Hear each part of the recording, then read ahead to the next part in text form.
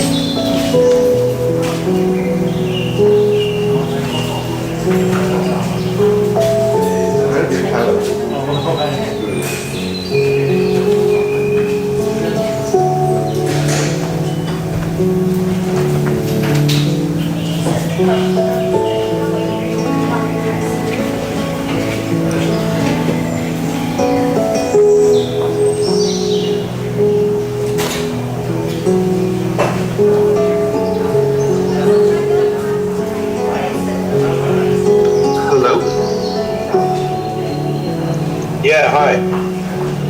Hey, how's it going? Right, hello. Hey, hi.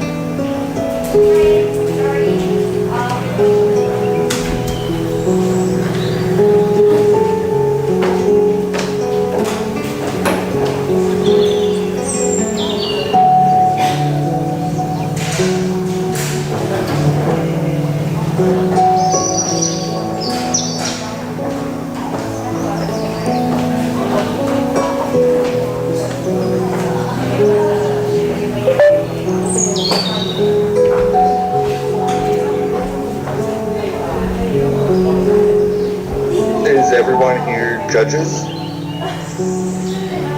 No, I'm presenting. Oh, cool. Nice to meet you, Dave. What project or company are you working on? From next time, mate, we're presenting Neo Fantasy. Oh, gotcha. Cool. Nice to meet you. I'm with Chainlink. Same here, mate. It's a pleasure. Nice to meet you, man. I'm not same here from Chainlink. Nice to meet you. Wait, are you in Australia? Yes. Wait, in Australia? Sydney. Okay. Nice. And yourself, I'm man? in for Colorado, so it's kind of late here. Yeah, man. Damn, what's the time there? 1:35 a.m. Mate, it's crypto doesn't sleep, man. It has to go both ways though, because we always here in the United States always make others on the other side of yourself in Australia and Asia stay up for meetings during our days. So. Mate, I've got so much going. I've got so many clients from the States and different parts of Asia, and the time is always our off-put, you know. Yeah, I feel for you all because waking up very early or having to stay up very late. I know, man, I know. And you know, it's funny, I've got Eastern European clients now, which is even more difficult. So it's Yeah, the team is scattered now. that's helping. That's right. Well, it's nice to meet you, mate. Yeah, is anyone here coming to at the Denver? How do I connect with you after this, mate? How would we connect on? I'll drop my. Or whatever, just drop something. And then feel free to follow me, and then I'll just follow you to the end. There you go, man. Is that you? Sweet. Yeah. Nice one. Here you are, mate. Alright, I'll follow before I get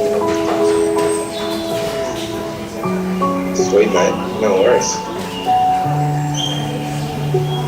It's been cool to see the growth of HECO. So are you guys like building on HECO, or how's that work? What, you mean Neo? Yeah, Neo's we collaborate with HECO. HECO's one of our biggest partners, man. We love HECO. And I'm a bit biased because I love anything from China. I used to live there. I was there for a decade. 11 years, actually. Are you Crypto Dave? Yeah, man. I know it's a cheesy ass name. But dude, like, you know, what can you do, man? In crypto, you're allowed to be cheesy.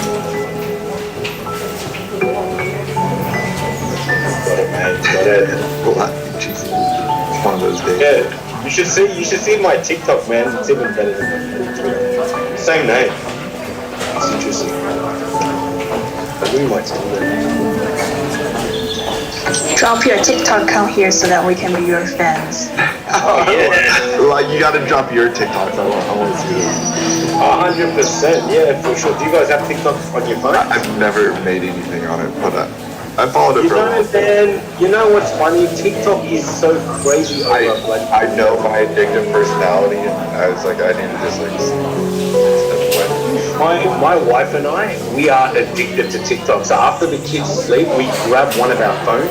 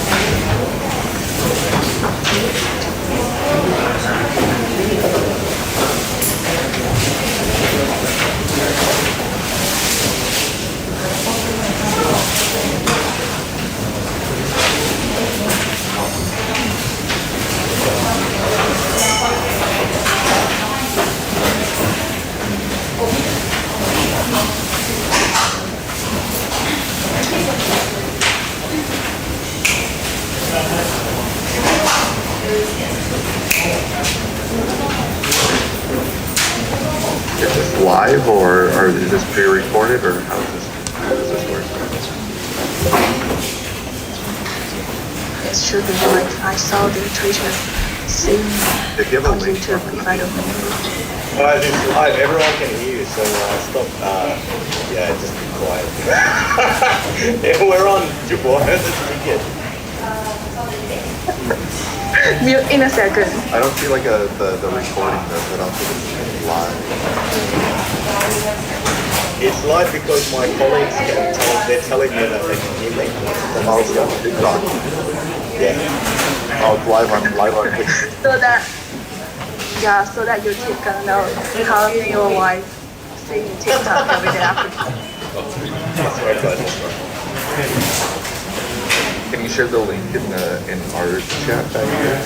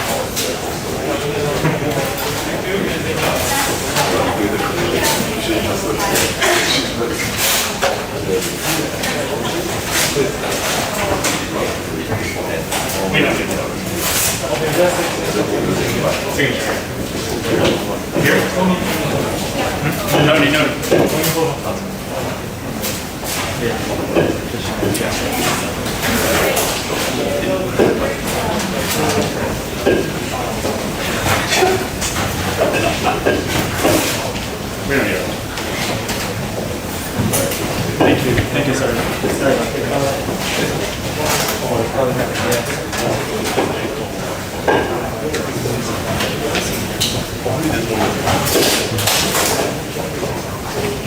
Sorry, are we live already? Live. We will officially start.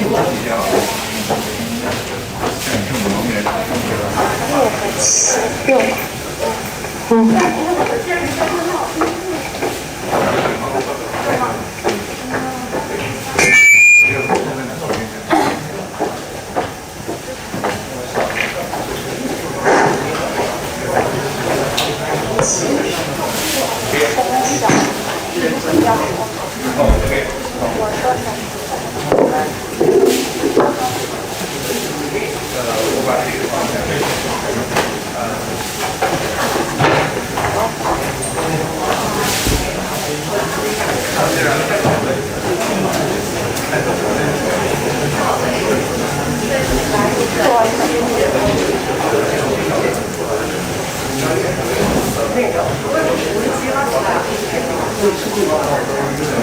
Hello. Good afternoon, everyone.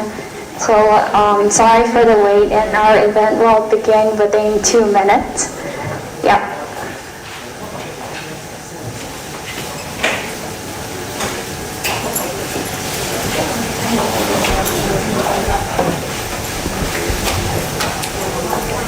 See the light is still this one.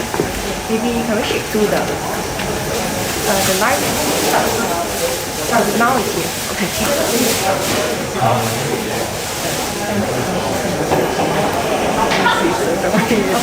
Can.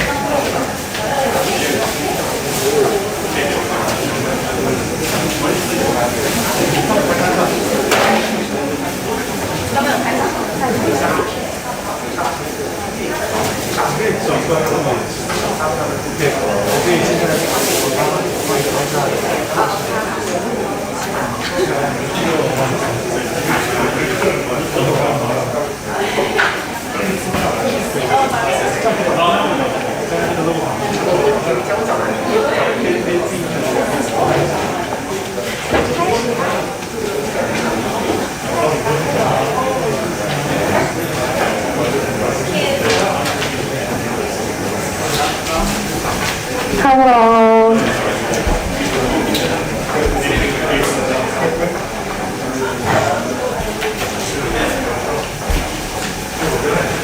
So our event will begin from now. Sorry for the wait.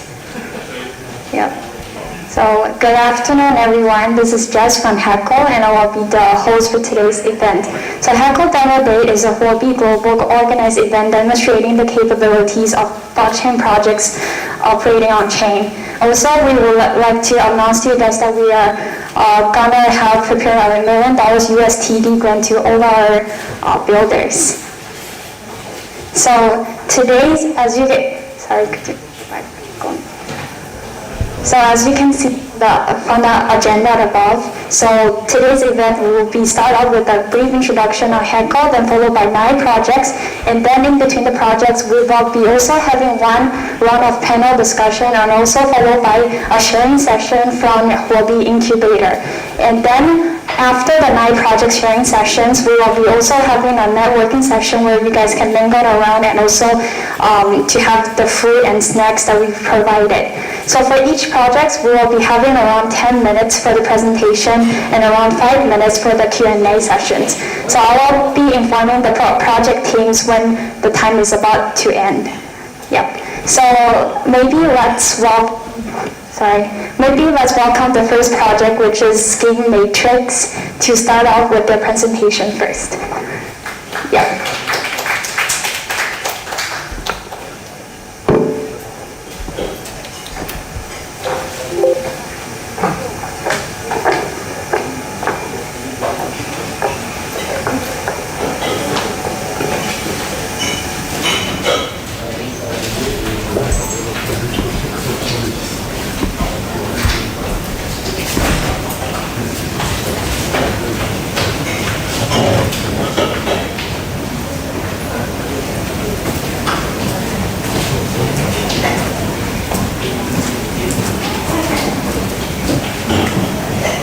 Okay, awesome. So I'm Eugene. Thanks for having me. You guys can all see my screen, right?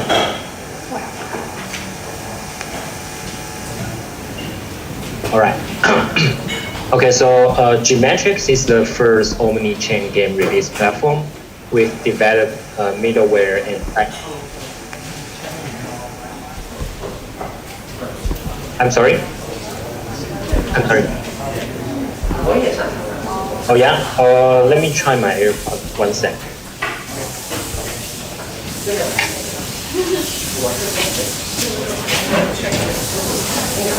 Hello? Can you hear me now?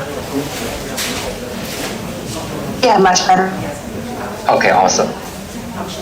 All right, so I'm Eugene, and then I'm going to do a quick intro about Geometrics. So Geometrics is the first omni-chain game release platform with developed middleware and sidechain products. So let me walk you guys through. So basically everyone knows the GameFi industry right now is growing super fast. It's a 270% increase in monthly user and 181 times increase in daily transaction volume, and an even 700% increase in active wallets every single day. But if we compare this to the traditional Web2 game industry, it's almost nothing. There is a huge 180 billion market size over there. So our question is, why is there a huge gap? So it turns out like Web2 game developers are struggling due to inexperience with blockchain, number one, and number two, they are not familiar with how to distribute games on chain. And number three, they are not sure about market dynamics. I think it's understandable since we all know the market changes so fast. And number four, they are also unfamiliar with incentive models, which I think is super important in almost every blockchain product. So how do we solve these issues? So firstly, we create a middleware that developers can simply use our SDK to turn their game into GameFi. And second, we have a sidechain that connects to HECO, so the game studio can target a huge HECO user base. And third, we will build a marketplace for all games that join our force. So they don't need to build their own. They can generate revenue from day one. And fourth, the wallet that is fully integrated into our SDK will help them provide a better user experience. So in summary, we remove the biggest barrier and made them could focus on the game development itself.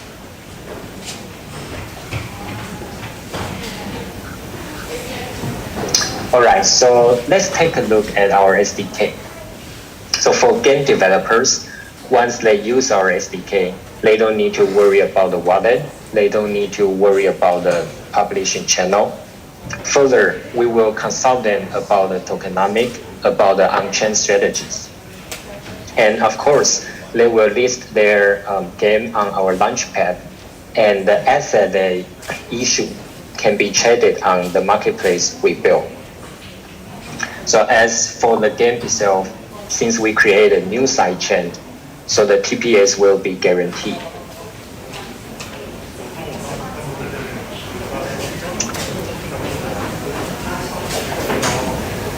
So for game developer, there are three things they care most.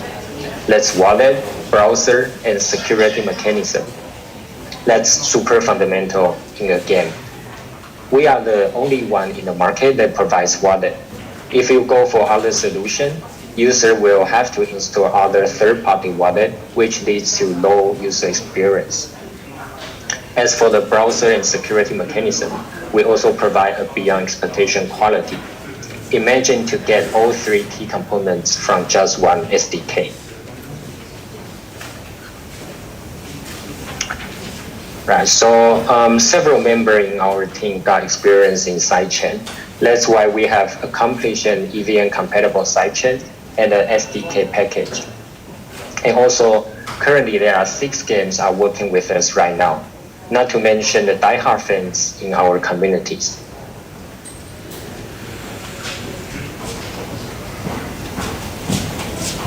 So the games we chose to work with came from the famous studio Red Pay Games. Also earlier this week, we just reached an agreement with another industry-leading studio called Momagic.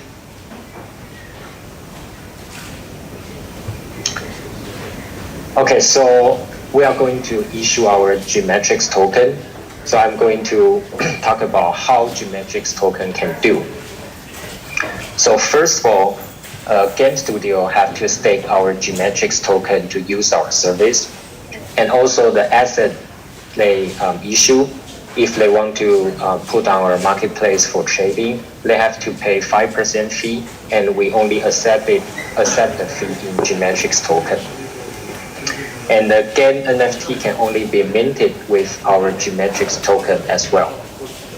And finally, we will provide a pool. We will provide a decentralized exchange pool that have the pair with the game token and our Geometrics token. So we will provide the liquidity on this. Right, so here is our tokenomic. As you can see, there is a 14% allocation for fundraising.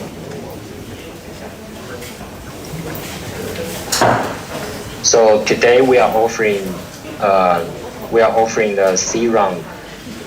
We are offering a C round, and currently our token per token is 20 cents US dollar, and our current valuation is 20 million.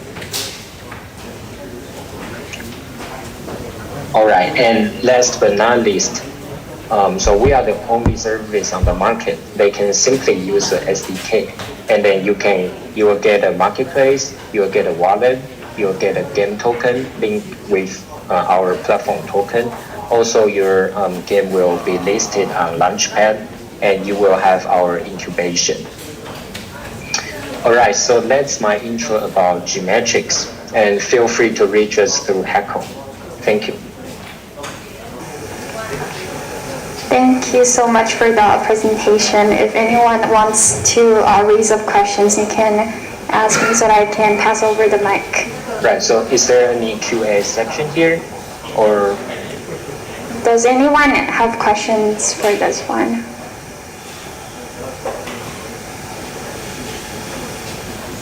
Queen Chen, are you still with us?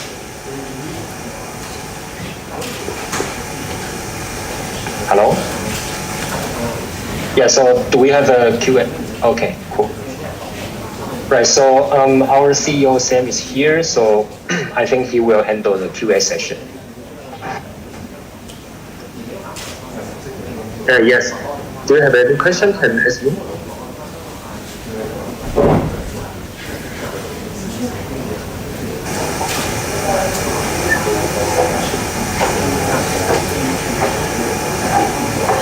Does anyone have questions for this one? If not, then we will move on with our next presentation.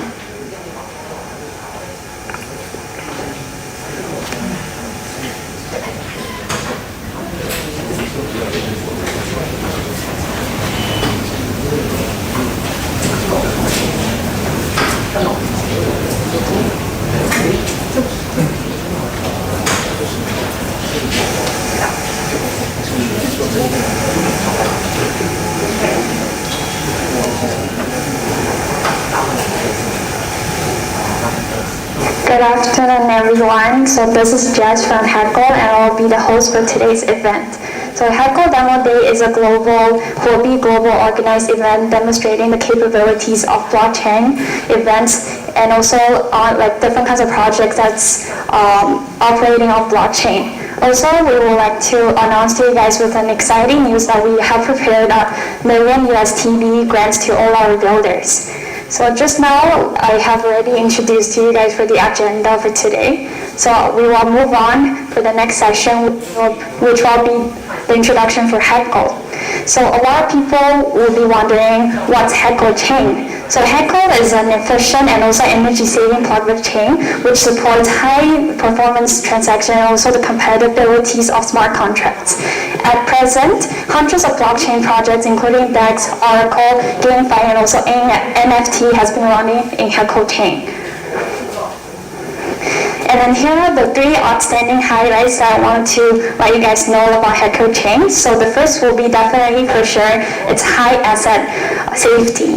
And also the second point will be its high performance. And the third point, I think it's also the most important point, which is that it will be very low cost for developers when they are onboarded to HECO chain. Till today, HECO is able to log in for more than 6 billion TVL and also around 548 million total transactions, as you can see from our data. And this year happens to be the 1-year anniversary of HECO as well. And we have done a lot of very great performances throughout the past year.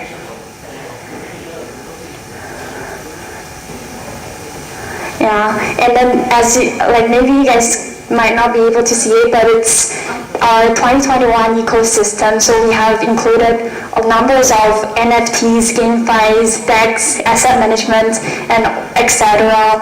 Different kinds of projects on our chain. And now maybe let's move on, and then I will pass over the mic to our head of SEA, Ting Chen. Hi everyone, thanks for coming for the event. I see many of you have messaged me on Telegram or WeChat before. Yeah, this is my Telegram. I'm the HECO head of SEA. So if you have any question regarding the partnership, you can message me through the Telegram. Yeah, I will here to introduce you some of the initiatives of HECO to developers and ecosystem, especially around Web3 and Metaverse. We have run several hackathons during last year, and especially we have one gaming hackathon, and we have a reward pool of 1 million USDT. So this year we are also going to release some hackathons for developers. And for HECO Demo Day, it's a serious event. The first station is in the US, the second one is in Dubai. So today's event is our third station.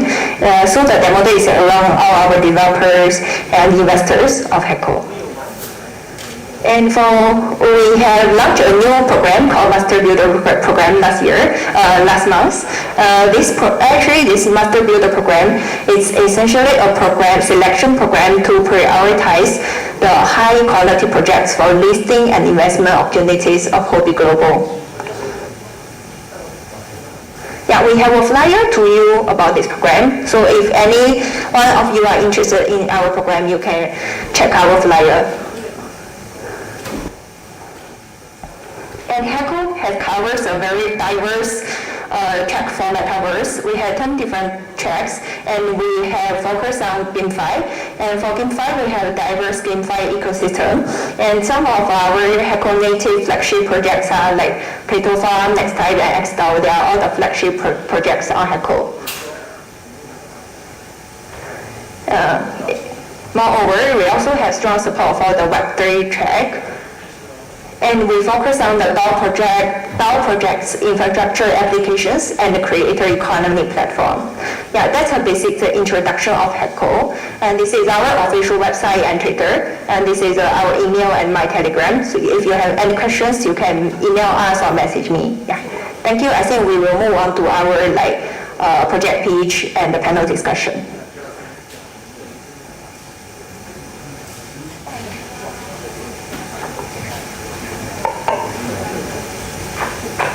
So we will begin to move on for our next project. So the next project will be Wonder Hero, which is a mobile game NFT project. And then let's welcome Ethan, the CEO, to introduce us for more about the project. Thank you.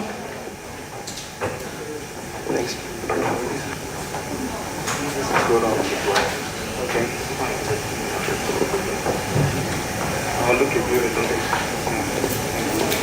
Hi, good afternoon, everybody. Hi, my name is Ethan.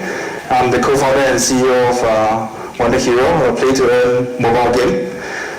We are the first incubated project of Poker Starter, the world's largest launchpad, and co-incubated by Morningstar Ventures, which was the head of community of YouTube Global. I'm really happy to see everybody here. I'm not sure about you, but it's been 2 years since I attended an event like this. So I'm happy to be here. Thank you, HECO team, for organizing this. Next slide. Right, so I'll breeze through this real quick. I think a lot of folks know a lot about play-to-earn trends and stuff like that. So mobile, our game is on mobile. It's a highly engaging game, play-to-earn economics with NFT assets. Every in-game item are NFT assets. Next. Right, we have a good storyline. The character design is beautiful. Right, so when players start to play the game, they start to realize there's a shadow organization in the back, and you start to realize you are getting addicted to the game. Right, and as you play, you get to earn more tokens. Right, so we have 17 interesting heroes of different styles, challenging tactical battles. I think some of you may relate this to Final Fantasy Tactics. I see a few years. Right, so it's pretty similar, except the graphics are very engaging. It's beautiful. Yeah, next. Right, so there's something interesting about our game that we have implemented, which is when you play the rounds, you will get free NFT drops. Right, so I'm sure a lot of you have seen like NFT sale here and there. For us, we have sold a total of $3 million USD worth of NFT assets. But for our ecosystem, our players are going to be the suppliers to the new players that are coming in. So when you get the free NFT drops, they will then sell on our marketplace to get income. And then of course when they play against boss monsters, they get even more rare items, and they can sell it at a higher price on our marketplace. Right, so it's an open ecosystem. Players become the suppliers. Right, and then our token utility, WND, is the governance token, HON is the main play-to-earn token. We have a marketplace with a total of 200,000 volume so far, and we charge 5% fee. We have staking as well, and we have an apprenticeship program that I'm going to talk about, which is a world premiere. Next. Right, so as I mentioned, every in-game item are NFT assets. Our NFT assets are encoded with deeper capabilities to be able to connect to other games in future. Right, that's to be released in second half this year. Right, and then, hold on. Right, so as you can see, every one of this requires different tokens to upgrade. Next. And right, so for us, we are on the HECO chain, right? And then we build a bridge system. Let me explain this a little bit. When you play your game, you don't want to wait for the game to load, right? Because, how do I explain this? Like, for a game to be on mobile, it needs to be decentralized as well. So if you talk about decentralization, when you finish a round, you're waiting maybe 5 minutes, maybe 10 minutes if it's a congestion. So what we did is we did a bridging solution where an RPG gamer can now play the game for 4 to 5 hours straight without interruption. Right? And then when they want to withdraw their tokens, they'll use our they'll use our bridge to go back to HECO and then withdraw from Hobby or MDEX. Testing? Yep. Next. Right, so we have over 400 equipment sets, which means that a lot of our players, our community, will be looking for the best items for their favorite heroes to play PvP and win tournaments in future. Next. Right, so the focus I'm going to talk a lot today is about our youth system. For the first time in the world, a game is launching together with a guild management system. And I'm proud to say that we're launching with 10 major guilds around the world. PG, GG Southeast Asia, Merit, Circle, and many more, with a total of 2,000 over scholars. Why? It's because we are launching with our youth system, which is, as a sponsor, got a little bit breathless, okay. As a sponsor, when you sponsor to a scholar from another country, for example, that wants to play the game, you are sponsoring your NFT asset, but you're also worried that this scholar may take your NFT asset that is worth thousands possibly to run away. Right, so we create a safe environment for sponsors to sponsor NFT asset while holding on to the custody of it and Scholar can play the game, in-game access to play the game. Right, easy assignment of split commission, which I'll explain later, and it's real-time settlement, right? So there are stories where scholars play for a week. The agreement is you pay me a week later, but yeah, the guild say, yeah, I changed my mind, that's it. Right, so there's no trust here.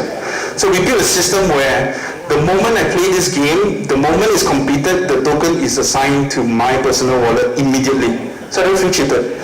Right? As a scholar, I will go all in to play this game wholeheartedly through my weekends, etc. And then as a guild, for the first time, you don't have to look at Excel sheets anymore. It's automated. You get emails of your guild's income in WND and HON token, and the NFT drops from your scholars. This is a world premiere, guys. For the first time, this is happening on a game launch. Next. Let me explain, right? So Guildmaster sponsor the NFT, which is locked in the custody, is in the Guildmaster. Scholar plays the game, automatically goes to his wallet every single round, right? And then it goes to a game account where Scholar can tap into to upgrade the NFTs, and then to Guildmaster's wallet immediately as well, right? That's how the concept works. Next, right? So we have a simple UI, commission setup. You can change this anytime. Guildmaster 40%. Scholar 40%, game account 20%, can change it anytime you want. If a scholar wants to have 60%, change it anytime you want. Right? And of course, if you have 200 scholars, you can use our template to upload. Done. 200 scholars in 5 seconds. You can see the details. You can see the details of every scholar, their NFTs, and how much they earned yesterday, last week, or last month. Next. Right? The scholar get emails, right? That he knows that is trustworthy.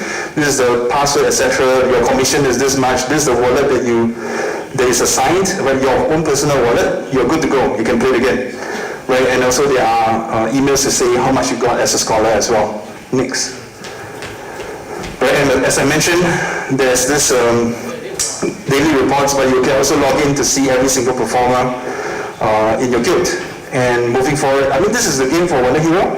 But moving forward, we are going to embark on a better journey to connect to multiple games, from G-Matrix maybe, from many, and hopefully one day Axie Infinity players can come in as well.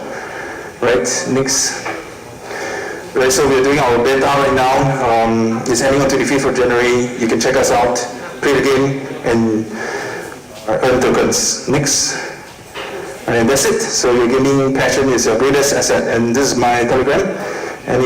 Anyone want to speak with me, you can come look for me. Thank you. Does anyone have any questions? Because we will be begin our 5 minutes Q&A session right now for Ethan.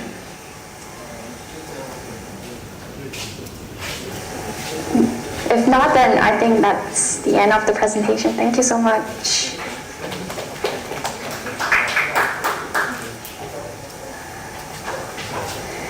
Maybe next we will be having RMDeFi to present.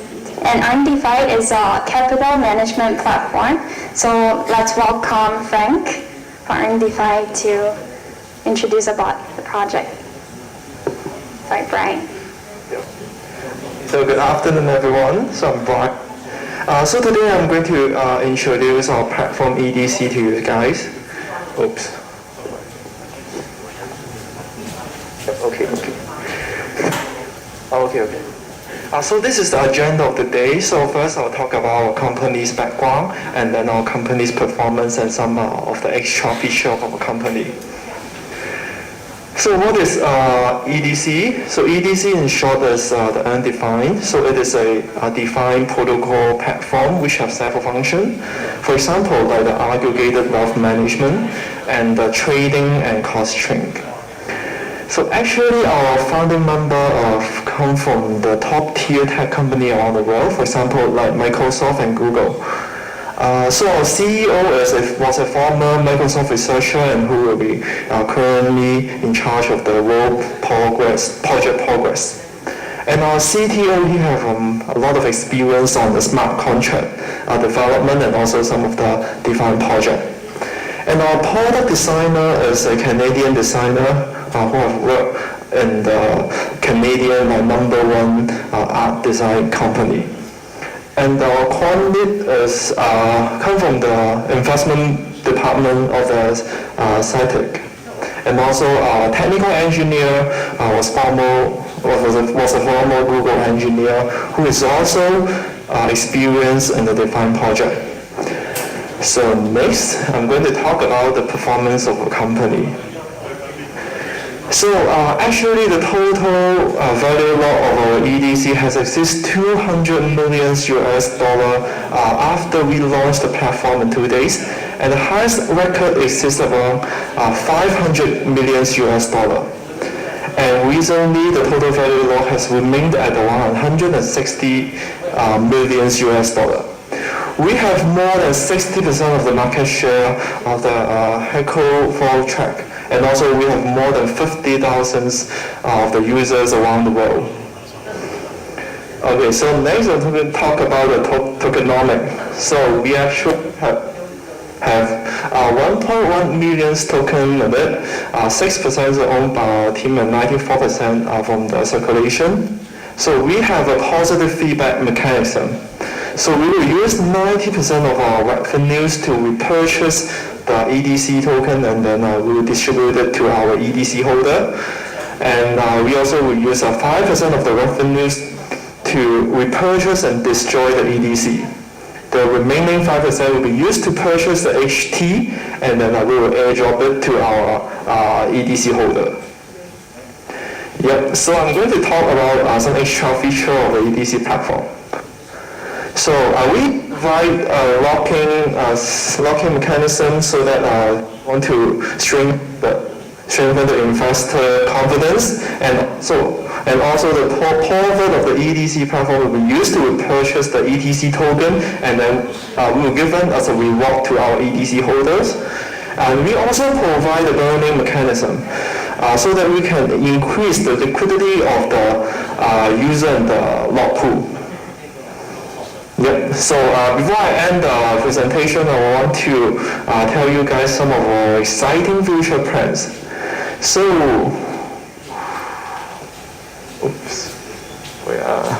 can you next page? Oh, thank you. So we're actually looking forward to be the king of the HECO aggregation. We are committed to be more stable and more profitable vault. So our EDC platform will be upgraded to a management platform which will have several mechanisms for us to reduce the impermanent loss of the deposit assets. And all the EDC holders can use the EDC token to vote for where the liquidity should go to. And that's the end of the presentation. So in case you guys have any question, so feel free to scan the QR code, and then our specialized profession will answer your question shortly. Thank you.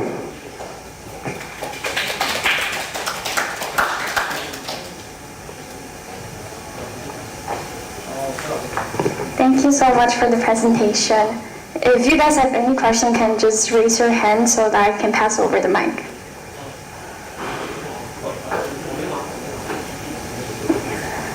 Okay.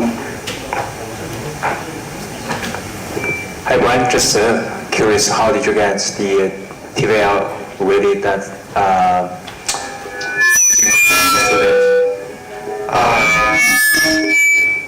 how did you guys TVL increase so much the first 2 days?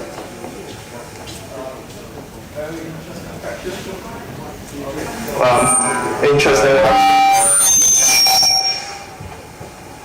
I would recommend you to scan the QR code, and our profession will answer that question. Yep. Yeah, just scan it. It's like a telegram. And then he will provide a more detailed answer to use. Yep, thank you.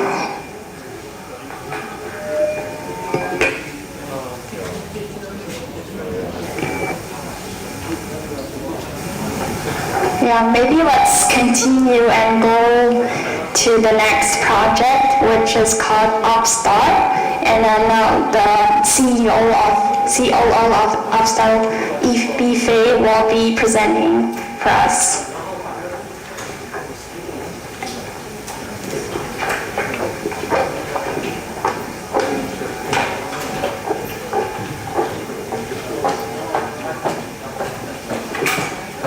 Good afternoon, everyone. This is B. Fei from Upstart. I'm the operation lead for the project. And it's an honor to be invited here and present our project to everyone at HECO Demo Day. So we all know that the influencers market has been growing really fast in the past few years. And then, however, we still have facing some struggling in the market. So after we did a lot of interviews with influencers and also their fans, we identified 3 pain points in the market. So the first thing is traffic. So for most content creators, after the first rapid growth for the traffic flow, they will facing some bottleneck there for the continual growth. And then also for the second one is monetization. So for monetization, right now, most of the content creators, they still rely mostly on the MCNs and the platforms. And they are lack of independent, effective independent way for monetize their content. And then the third thing is the reward. So we all know that for a lot of fans, they actually also contribute a lot of time and energy to support the creators they love. However, they never get reward accordingly. So to solve those problems, we therefore present you Upstart, a social-to-earn solution to help creators to gain more traffic flow and also more financial support. And also we will reward fans accordingly, and at the same time build more stronger emotional bond between the creators and the fans. So how to do that? We look at from 2 perspectives.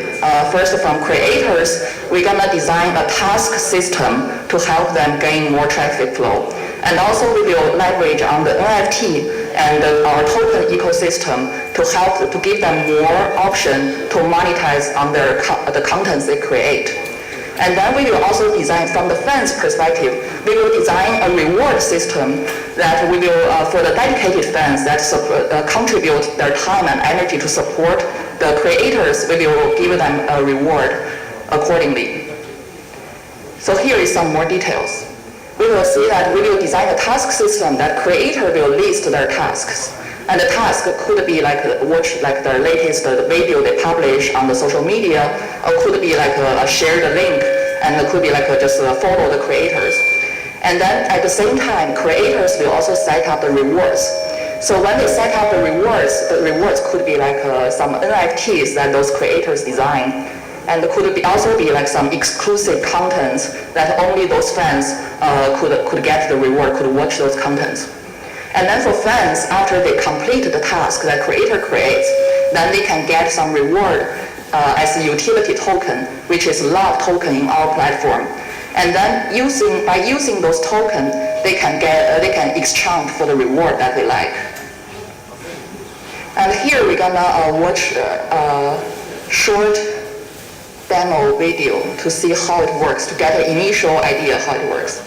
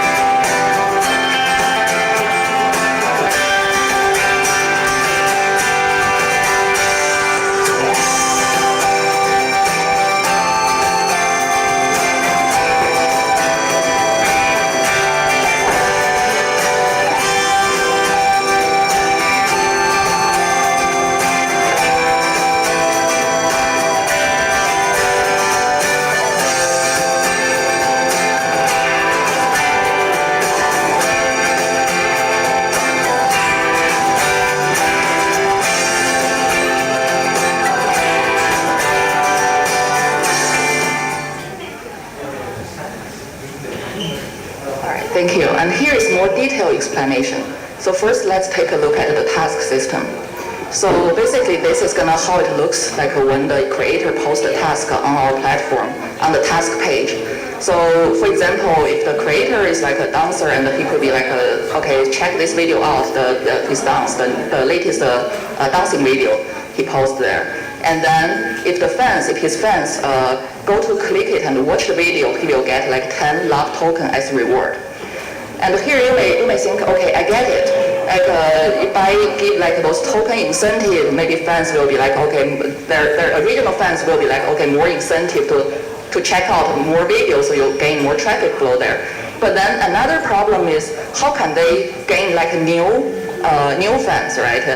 And here is how we do that. So because let's imagine there are like a creator A and a creator B. So creator A is like a dancer there, and then creator A's fans wanna exchange for example, an NFT that this creator A created, and then it costs like 500 love token. So after these fans finish all the creator A's task list, he only get a 200 love token.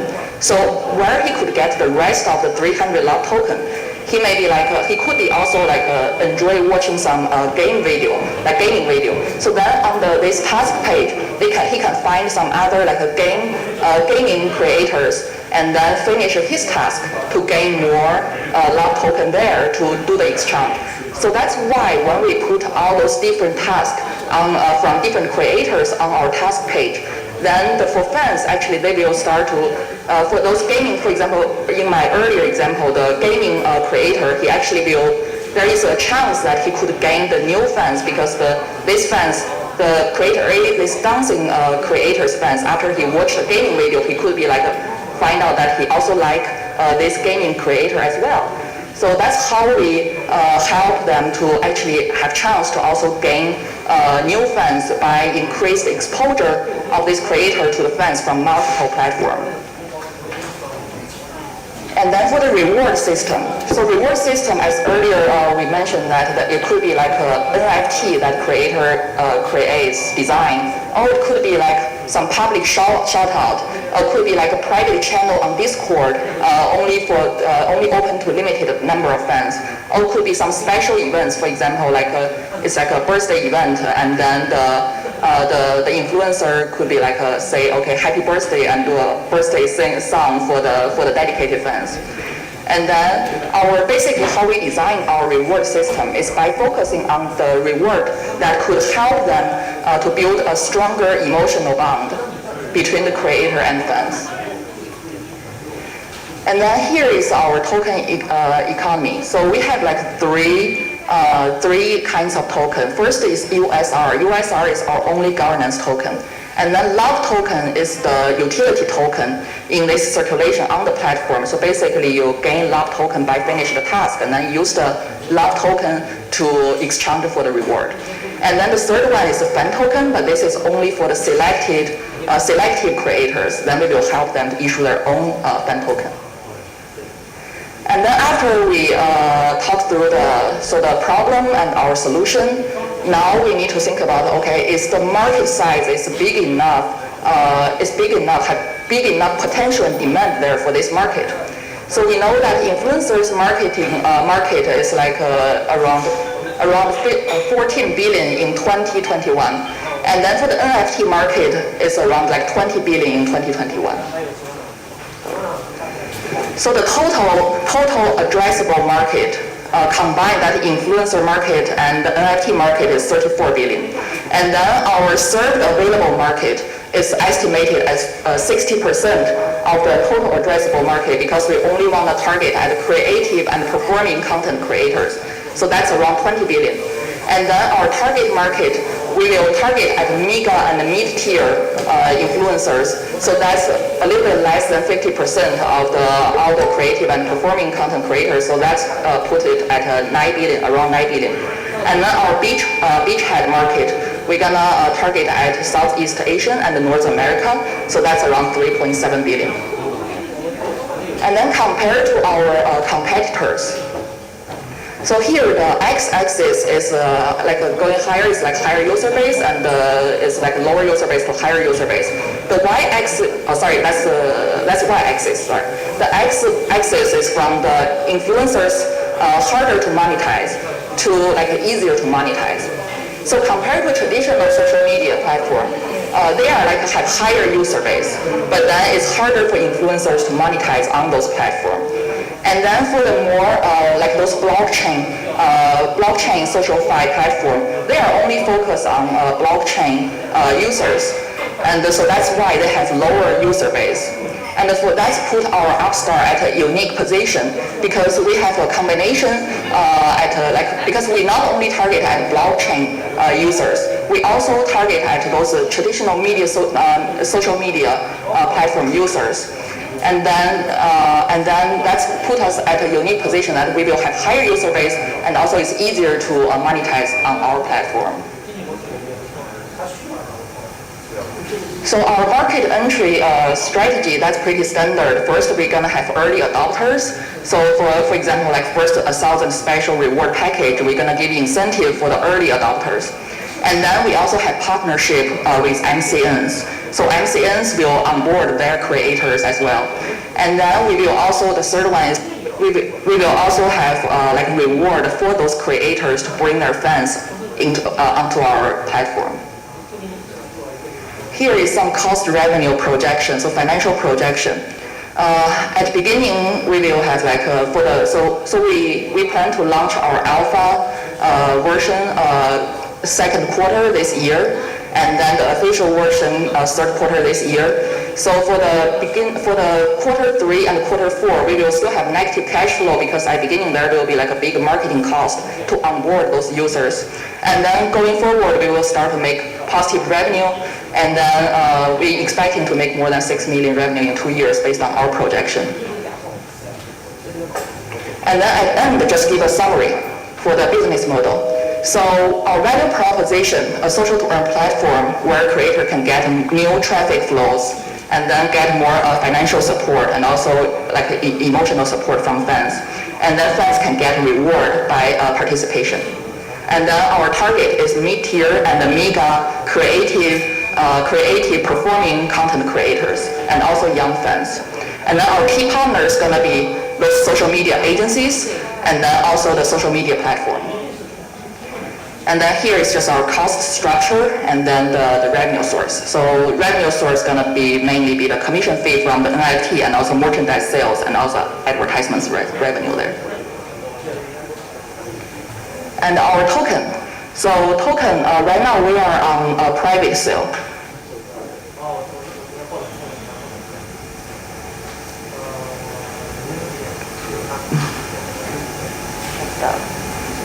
Okay, and here is a token release schedule based on our leasing, our vesting plan.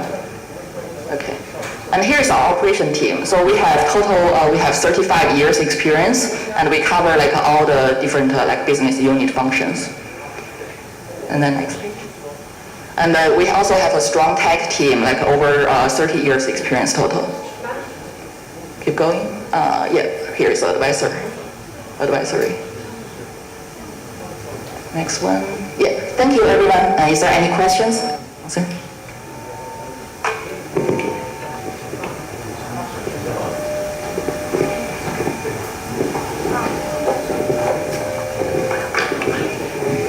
Maybe we can start off to ask some panelists who are online to raise up some questions for her for this project. Is there anyone who wanted to raise questions?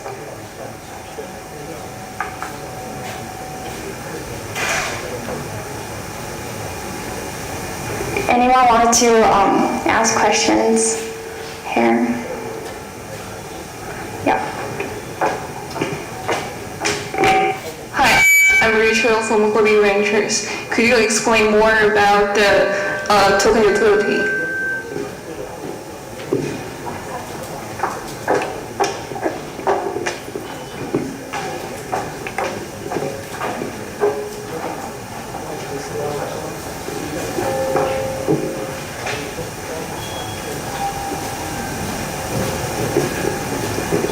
so the USR is the governance token, and also it will also give you the voting right on some projects that we're gonna bring on our platform.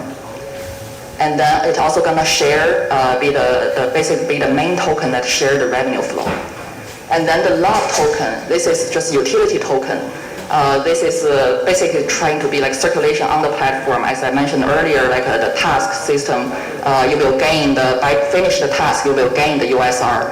And then for fans, they can use the USR to do the reward exchange.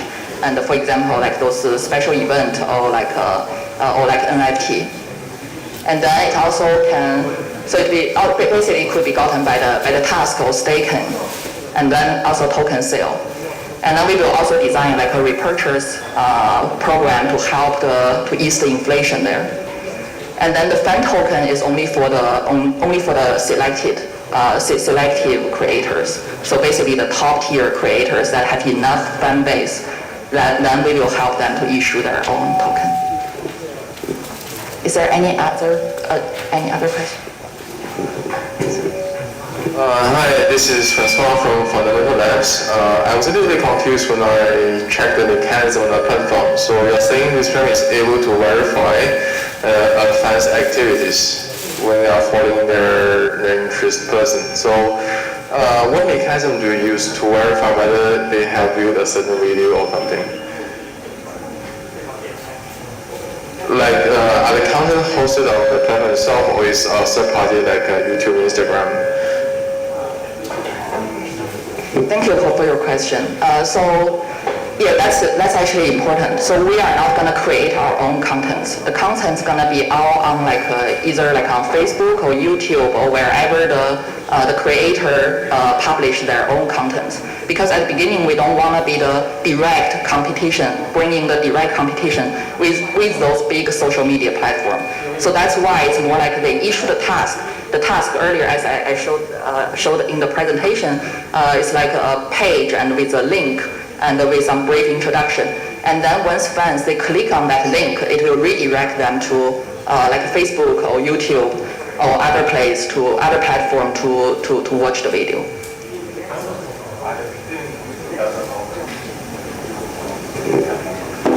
I personally think YouTube and Instagram are very strict with that. They don't allow this to happen at all. If you do that, it's a bad account. Yeah, you might want to check the policy with the platform first. Okay, we will look into that more. Any more questions for this project? Oh, yeah. Well, it's not a real question, because if you have the return sharing rights built in your USR token, that might make the USR token categorized as a security token, which might cause some legal issues. I'm just pointing it out. It's not a real question. From the government there, the policy there, regulation there, yeah, that could be a problem. But I guess it also depends on where you register the.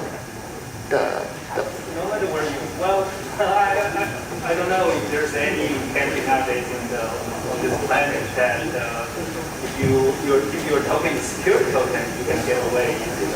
Unless you just say, okay, this is a secure token, then that's another story.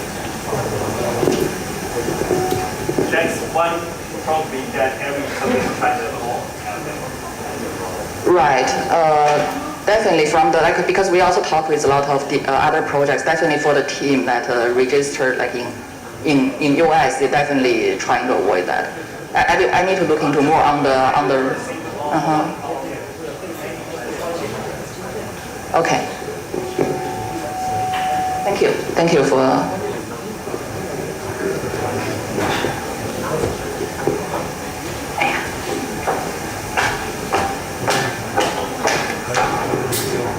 Hi, this is Meiji from C Group. My main question would be, why do you think the creators would move from donating platform that they have nowadays, like Patreon or Ko-fi, and to use your platform instead?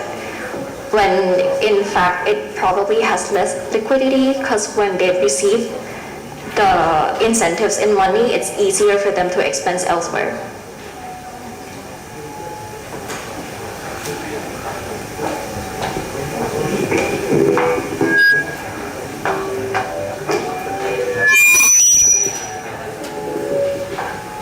I think it's more like an add-on. So from the agency, like the MCN agencies we talk to, as long as you can like bring them new traffic flow, then they are definitely interested in the partnership and then bring their creators on board.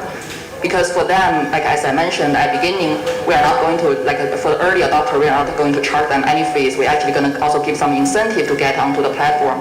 Then for them, they can get on the platform and give it a try and see how it works to bring in new traffic flow for them. So that's why I think it's more like an add-on instead of saying that, okay, if you have to choose A platform versus B platform. If they come to us, it's more like give them a new source of traffic flow. So that's why I think they could.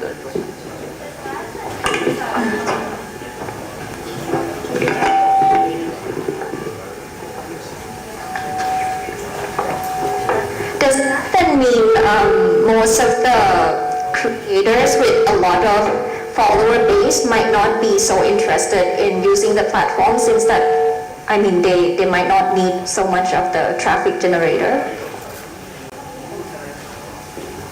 I think for any influencers, of course they want to continue grow their traffic flow, right? To grow like more new fans. So even though they are like maybe like a mega influencers, I think they still have incentive to continue grow their traffic flow or their like fans.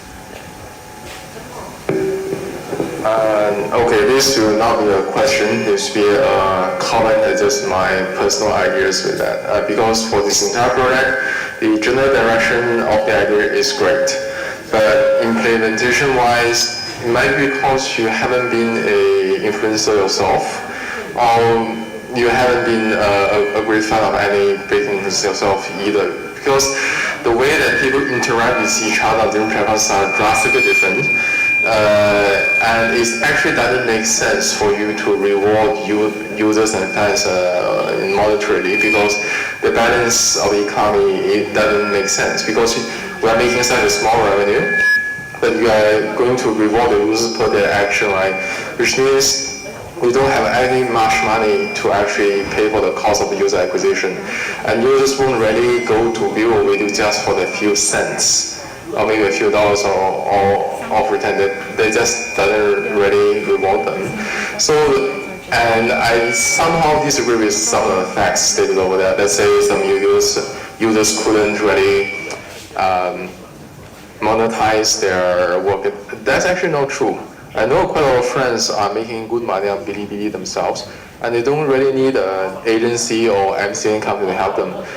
As long as you post interesting content, and then you have again a user base or your audience base, certain brands will just come to talk to you saying that, okay, insert my advertisement over there, and they actually pay a lot. And Bilibili as a platform doesn't really care too much about this. They don't want to try to seize the neck of these users. They want to make money on the side way. Well, on YouTube and Instagram is slightly more sensitive. That's why just now I was commenting, if you put an extra link like this upstart over there and try to direct traffic over there, YouTube, its internal policy won't actually allow you to do that. They will think you're trying to cheat the system and you're gaming with algorithm to get yourself on the front page. YouTube and Instagram will punish you fiercely if you try to do that. So my suggestion is rewarding the community and trying to manage interaction between fans and influencers is actually still a great thing, but you may try to use the activities in a different way. Let's say we don't really reward a fan by just completing a task. Maybe we can actually help them manage the events. Let's say, okay, I'm a very pretty girl, I dance a lot and I sing, and I can actually host the event online through an NFT sale that or lottery draw that certain fans will have the chance to meet me in person through a lottery draw system. So people will actually pay money for that, and then there will be a payoff. So people might be more interested in having a chance to stay close to their influencers they like very much, compared to the few dollars they may earn from all these activities. So be creative with a way that actually grasp the need and demand of these people. because for every individual influencers, right, they might not be able to host event and build out their own website to manage this kind of workflows and sell the ticket. Your platform can help that. So in this way, you're actually not in competition with all the other platforms, you're being a complement to them. And in that way, maybe companies like YouTube, Instagram may want to just acquire you straight away. Thank you very much for the suggestion. I just want to clarify a little bit. Like for the fans reward for the love token, it's not designed for them to exchange that for a few dollars or a few cents as reward. Actually, the reward is exactly like what you said. We're trying to use the reward to build the closer emotional bond with the creator. So those rewards usually are like some special events. For example, like an online birthday party, like host event, kind of that event. So give the fans like a special opportunity, exclusive opportunity to get closer to the creator that they love. So yeah, actually I think in that direction we have like similar thoughts there. We are not trying to use love token to exchange for just a few dollars. I don't think fans will care for that, yeah.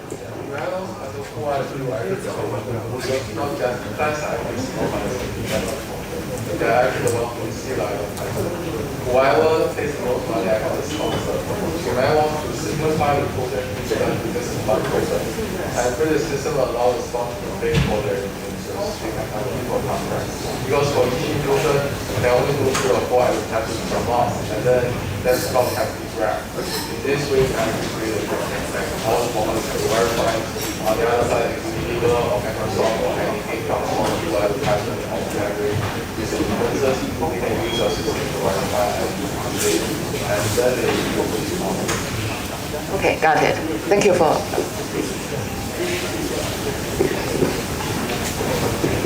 Any more questions?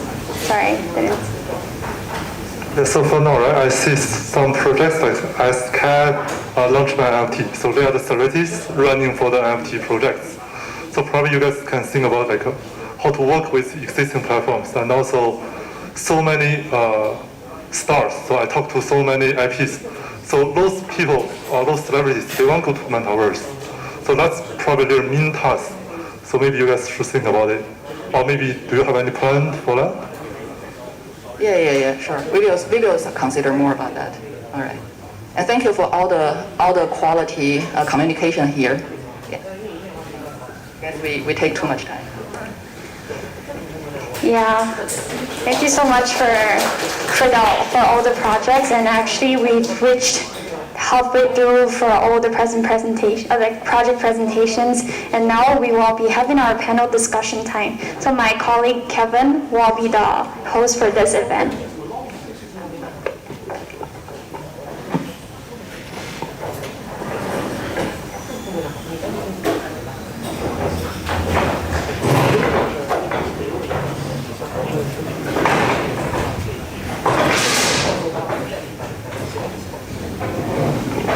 Okay, good evening everyone.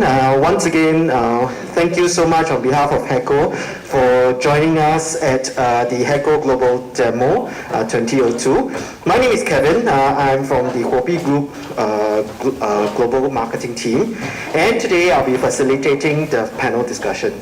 So today we have 4 very distinguished guests to join us, and they bring along with them a wealth of experience and insights that we can tap on today. So please allow me to kind of introduce them to you. First off, we have Augustus Elek, an investor at Square Capital, a global multi-stage venture capitalist fund that funds founders and turn business ideas into enduring companies. Augustus is based in Singapore, and he focuses on crypto investments in the Southeast Asian region. He first started his career in consulting with McKinsey, and he graduated both his undergraduate and graduate degrees from Stanford. Augustus.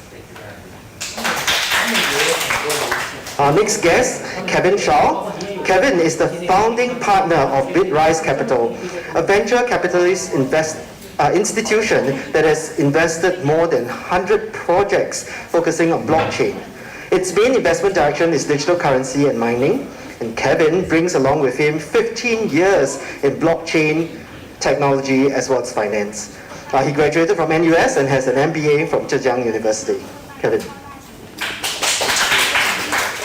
Our next panelist, Sherry. Sherry Wu is the Singapore head for ND Labs. Sherry?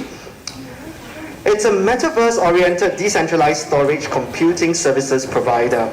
It provides innovative, reliable, and cost-effective services across multiple regions, including Singapore and the United States. Sherry is also a chartered financial analyst.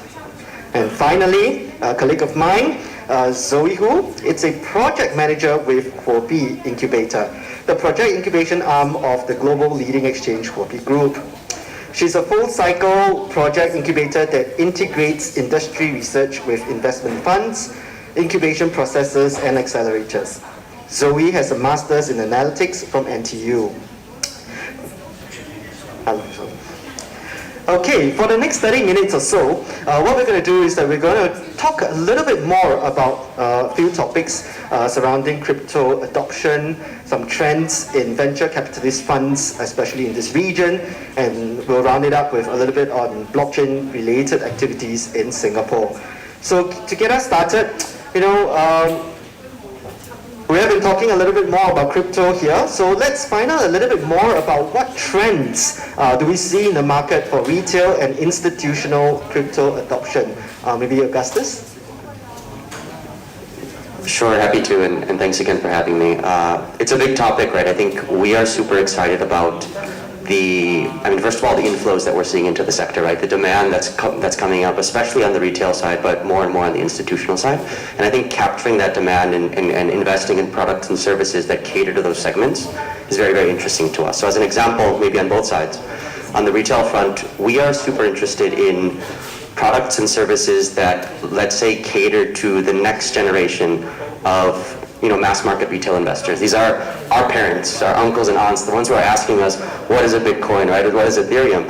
And I think the point is, right now, they see the yields of DeFi, they want to participate, but maybe they don't know how, or they just don't have the time to spend on it, right? So what services and products make sense for them, right? We've made some investments like in a company called Finblocks in Southeast Asia. What they do is they basically offer, in a very simple UI UX, yield on the crypto that you hold, right? So if you're long any number of currencies, you can deposit it there, earn up to 90% APY on your tokens.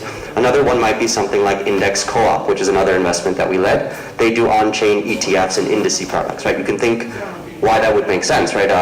People, when they arrive at the steps of DeFi, they look around, they want to participate, maybe they think about what they have already, right, in the traditional world.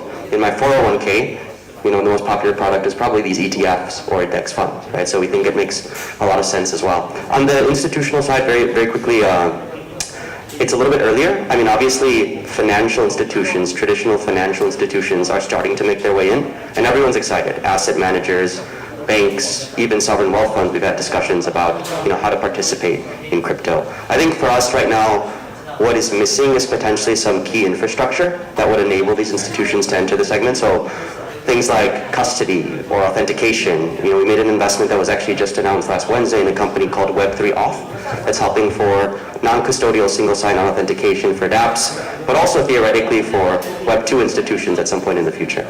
Those are some of the things that we're excited about. Thanks. What about you, Kevin? What do you think? For me, I just joined the industry in 2013. That time, I think few people know what is crypto. And in that time, I just began to my crypto career just in mining. For that time, I think just people they just know who can build a more better Bitcoin. In that time, we don't know like Ethereum this infrastructure. But this time, I think we can do more things on the crypto, not only in buy sale of Bitcoin, or we also can build some application in the Ethereum network. I think it's more better. For the retail person, I think they can buy the Bitcoin more easily than before. In that time, I think maybe if I want to buy Bitcoin, I just maybe peer-to-peer local Bitcoin. Do you know something like OTC? It's very earlier. We just use it to find some person to exchange. But this time we can very easily to buy the Bitcoin through the credit card and the other payment. I think it's more easy. And as you know, in US, like PayPal, like Circle, Square, in US people want to buy some Bitcoin, they can use their fiat money through some payment and buy something in the legal exchange. I think in some other developed country, they can copy these things in the future. Yeah. For the institution like us, Bitrise Capital, we do the fund in 2017. But this time in China, we can't follow the legal to do the fund because we don't know how to follow the policy or the guidelines. We do the invest in crypto. But this time in Singapore or in other country, I think we can follow the guidelines to do the invest more legal. Yeah.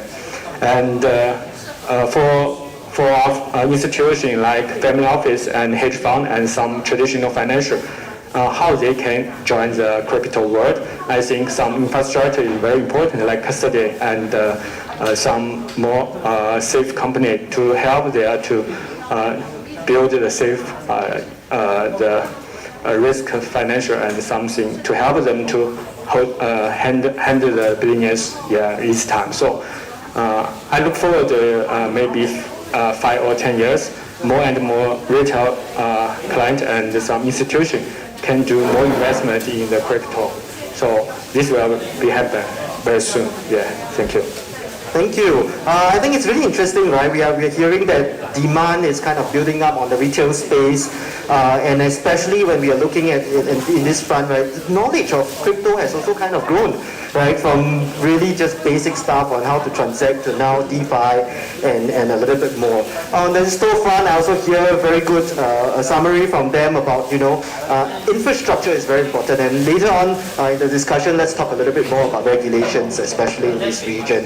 But let's move on to a very interesting subject. In 2021, in fact 2022, GameFi sector is really active in Southeast Asia. So resulting in the establishment and development of gaming guilds as well as game studios in this region. So what do you think would be the 2022 outlook, especially for GameFi, especially in this region in Southeast Asia? Let's start with Kevin. Okay, I began the topic because last year I became the executive president, chairman of the ABJ, Asia Blockchain Gaming Alliance. Yeah, because our founder which focus on the GameFi industry for a long time and invest lots of the projects. For us, we think in Asia, because Asia have the most of the users and the most of the game studios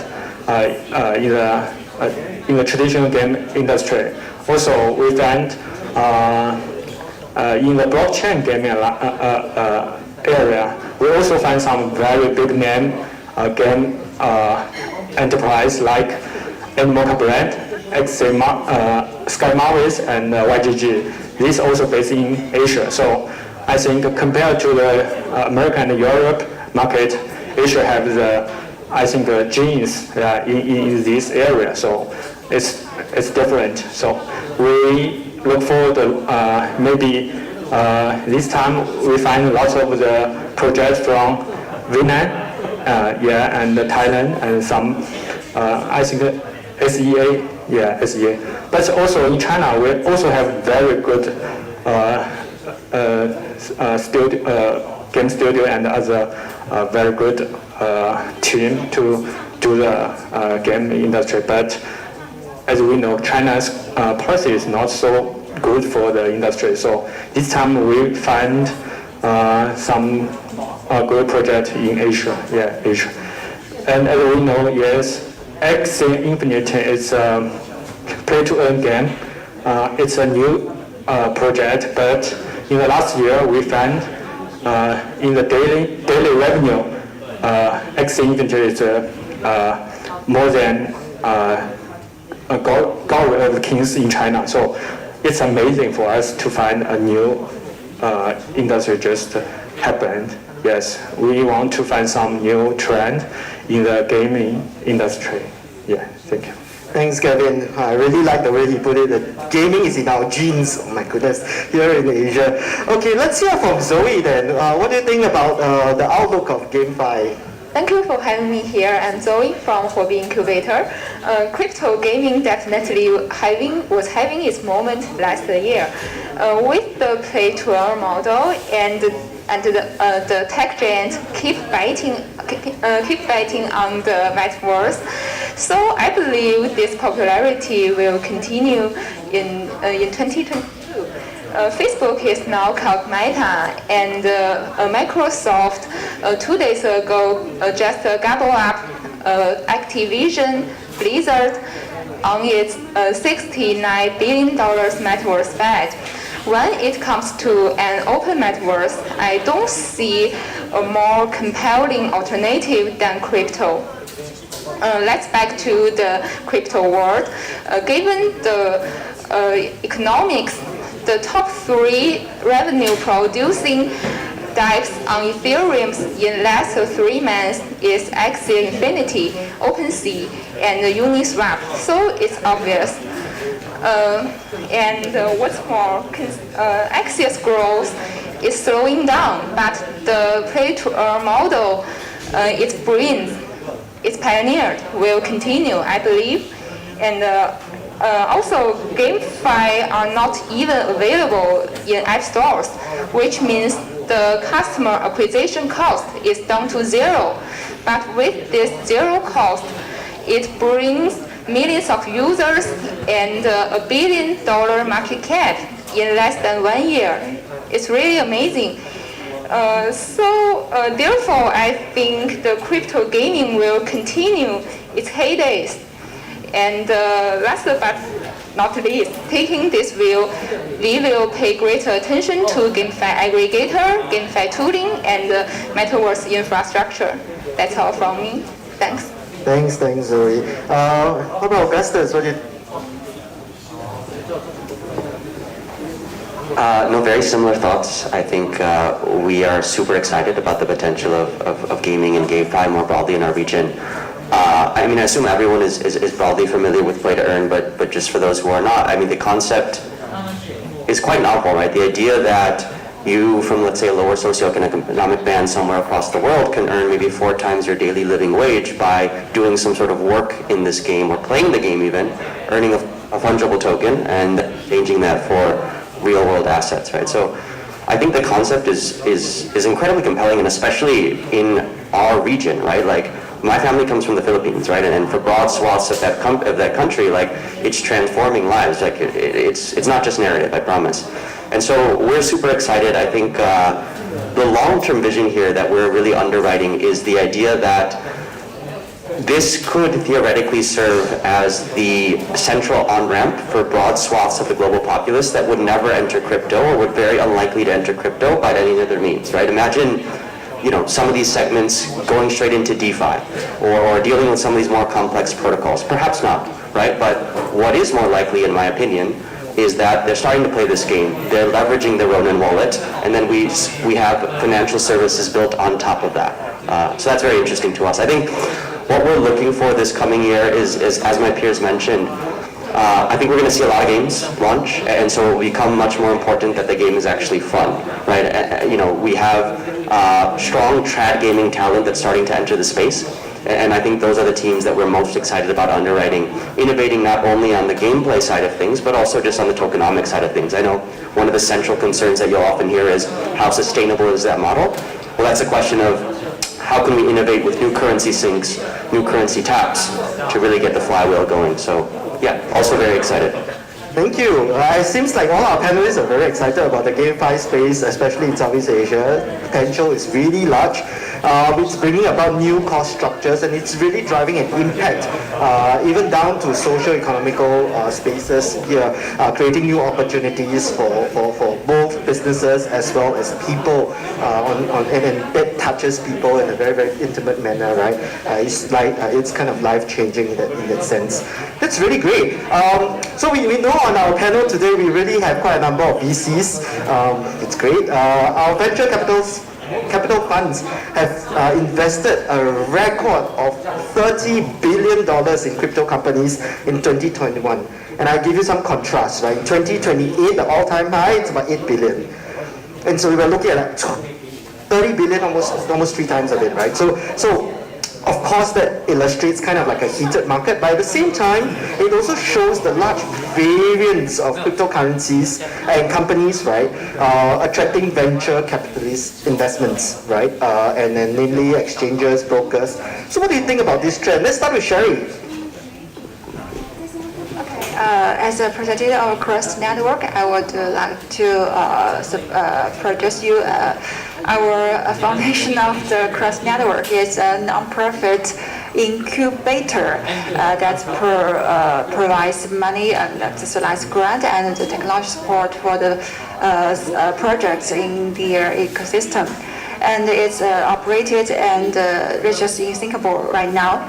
And we have a lot of projects enter our economy and already have their own products such as the soy swap and decentralized NFT meeting platform on Polygon. So that's an example, that's the result of our foundation, which provides not just money and technology support for them. So just have a product for you. Okay, thank you. Of course, HECO Capital, so we want to hear Augustus, right? Yeah, I think, I mean, it's a good question. I think what you're seeing is, in my perspective, key on-ramps like exchanges or DeFi wallets, even localized licensed ones, will always have kind of a place in the ecosystem, in my opinion, right? The idea is, of course, we'll have DEXs, of course, we'll have some of these global cross-geography unlicensed exchanges, but for certain swaths of the populace, it's going to make sense. They'll have more comfort using a local licensed exchange. And so I believe that firmly, and I think that's part of the reason why you're seeing some capital flow into this space. The idea being, you know, it's still early days, and so capturing that on-ramp might accrue value, at least in the short to medium term. Yeah. And do you have a view of Southeast Asia as a region growing for this space that you know is attracting venture capitalist funds? No, for sure. I think I mean many tailwinds for this part of the region. Honestly, like one on both the supply and the demand side, right? So on the supply side, let's talk about developers, right? Like I think founders, developers, technical and business talent are starting to flow to this region. That is most obviously because of the regulatory environment in some of the other geographies, not just in China, but also like in the US. We've seen many founders start to move to this region where they feel like the regulation is maybe slightly more clear. But I think it's also true on the user side, right? If you look at the number of users of MetaMask by country, 4 of the top 10 are in our region, right? Which again speaks to some of the questions that were asked earlier around these new mainstream consumer use cases that are really resonating with our Southeast Asia populace. So in general, I think you'll see even more capital flow into our region. That's good news for all of us, right? Okay, let's hear from Kevin. What do you think? I think in crypto world it's different than the traditional investment, because after many years, traditional investment is become more mature. But I think for the infrastructure investment, I think it's very difficult to get money from the traditional investment right now, because application is more easy to touch the money, but the infrastructure it's a long time. We need to wait long time to get the reward. So it's totally different. But for right now, for the crypto world, infrastructure is more important. So how the project based in crypto get money?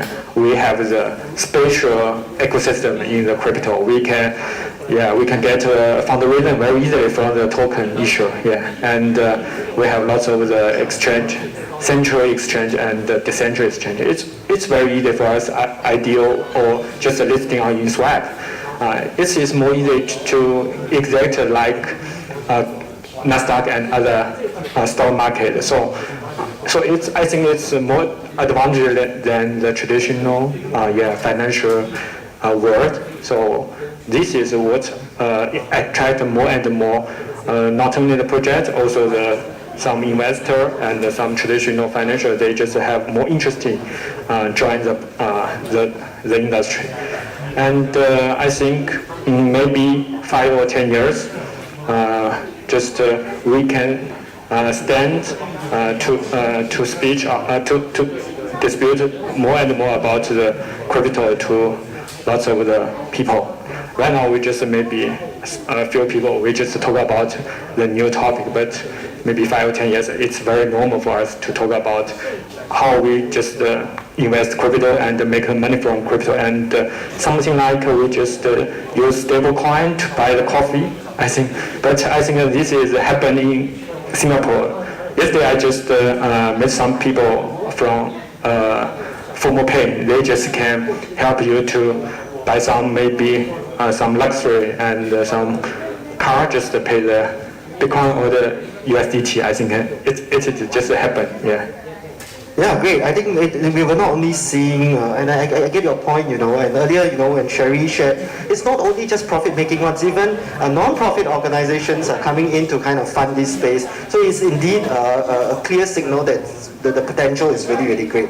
Now we keep talking about infrastructure here. I think let's zoom into Singapore, and we talked about formal pay. Recently, MAS made a couple of announcements, slightly regulating the space a little bit more. So, although Singapore is kind of the region region that's leading blockchain-related activities, so what's your personal take, right, towards crypto in terms of regulation, especially here in Singapore, Kev?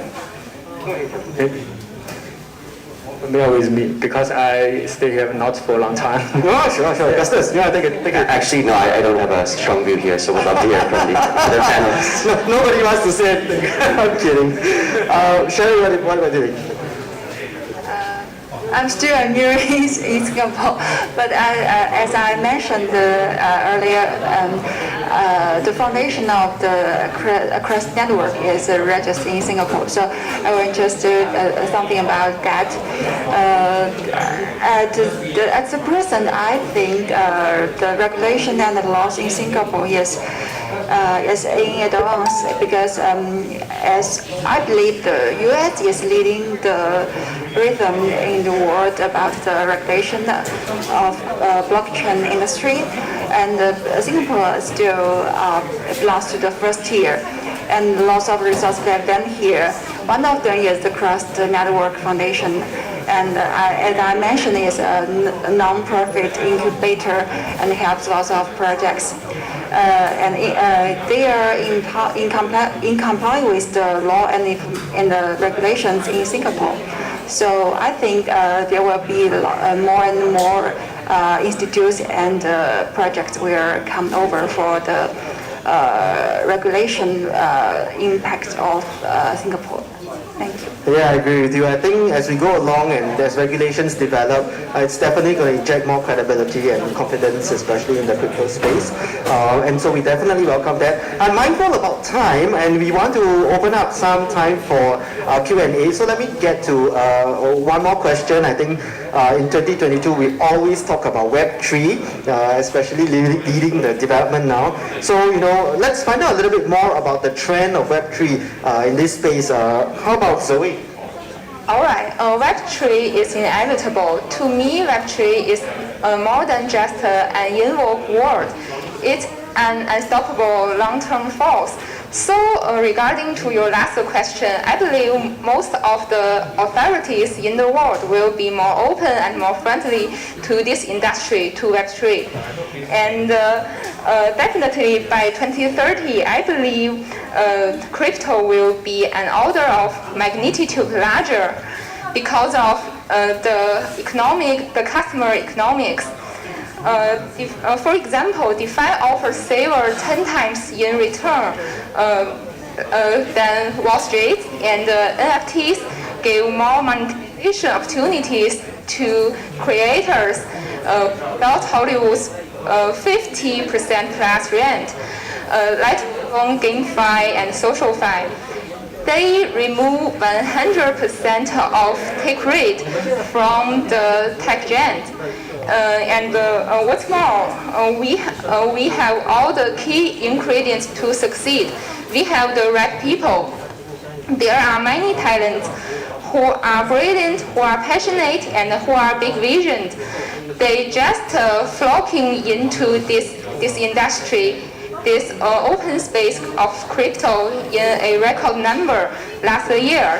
And we have the capital. We've seen mammoth venture capitals floating in this crypto industry, and we've seen the amazing TVL across all the liquidity protocols. And what's more, we have the right platform. For the incubator, we established a Web3 scholarship aimed to help the contributors, the builders, and the project in their early stage. We want to help them to grow and foresting the next generation of Web3 builders. So to sum up, I expect growth everywhere across Web3, and yeah, that's all from me. Thanks. Thank you, Zoe. Okay, we're going to open up the ground and the floor for questions, but as I open up, can I just request that when you ask a question, please state your name and also who your question is directed to, whether it's Augustus, Kevin, Sherry, or Zoe. Thank you so much. Do we have any questions? Francis? Hi, I'm Francois from Fundamental Labs, Crypto VC. I have a question for Augie and Kevin. So we can see a lot of crypto native products issue a token and then get listed in a few months of time, very explosive kind of return. But in the meanwhile, we also have certain type of deals which are based on equity. They're doing business using blockchain technology or serving as an infrastructure, but not really issuing their own token. So in terms like this, somehow it's very hard for them to raise money. It's also hard for us, the VCs, to make decisions through the panel as well, because the exit is uncertain compared to its peers, which can easily get an exchange and have the cash out. So how do your funds handle this kind of deal? Do we have interest, and what kind of deals would you be interested in? Yeah, thank you. It's a super good question. It's something we grapple with every day. I think obviously the most straightforward answer and obviously the most investor-friendly answer is you try to get, you try to push for both in the world where maybe you're unsure exactly where value will accrue, right? So we've seen deals, not just ours but outside, where it's equity plus token warrant or something of that sort, where basically the equity shareholders will convert into their pro rata share of the tokens if and ever a token is launched. Now, the other way that we try to think about it is to what degree in the long run the business will be centralized or decentralized, thus suggesting value will accrue to a decentralized network and the token holders behind it, or the equity business, right? I think another lens we often try to apply is, do we want to invest in this particular protocol or in this business that may launch several other things on top of that? I think Axie Infinity is actually a great example where Sky Mavis, the developer, is an equity business, and the reason they exist and still accrue value is because there's more than just Axie Infinity. There's Ronin sidechain, and there's theoretically other products down the road. So I hope that answers your question. In my opinion, I think it depends on their business model. Yeah, for some token issuers, I think it's suitable for Web3, maybe business model or company. So like OpenSea, he can follow the Web2. It's no problem. He just equity and he just give the revenue for their shareholder. It's okay. If he just listing on Nasdaq, it's just a Web2 company. But he just service the Web3, maybe some users. Like the Luxuria recently is very popular. Why? He just issue his token. He think maybe we just trading the NFT, and we also can get a reward from the network. Which the users use the network, they build the value for the network. So we just token issue, we can to help and to hold the users to stay in your ecosystem. So just depends on what's their business model. If you follow the Web2, it's okay, just listing IPO, no problem, cash out is okay. But if you follow the Web3, maybe you need to consider about your token economic and how you attract your users to use your money, your service, and I think this is totally different. Just depends on their business model. Yeah, definitely depending on the business model, and the focus is definitely on the opportunity than the vehicle itself, right? Or investment. Any other questions we have on the ground? Anyone? Oh, really? Okay, since we have a little bit of time and we don't have questions, I'll ask one, just for all our panelists to have a chance to share with us what is the most impressive project that you spoke of recently. Let's start with Kev, since you have the mic. Okay, yeah, just I mentioned recently, I think Luxuria is, recently is more better, I think, than other project because for me, I think OpenSea is a very good marketplace in NFT industry. But I use OpenSea to trading some NFT. Yeah, but we just wait what time they will issue their tokens and we can get the airdrop token too. But there are some officers tell us maybe they just have some plan to IPO. I think it is negative for us to think you are Web3, you just provide a service for Web3 users, but you follow the Web2 business model. I think it's not so good. So Luxuria just take the advantage to airdrop their token to the OpenSea users. Every user just trading volume more than 3 Ethereum, they can get the reward from the Luxuria. So many users just know the project and get a reward from the Luxuria airdrop, and they just trading their NFT on the Luxuria. And also Luxuria have some innovation in the NFT market. You just one time you just listing on the Luxuria, he can help you to distribute different like Nifty Gateway and other maybe marketplace. So it's very easy for them to list in their NFT.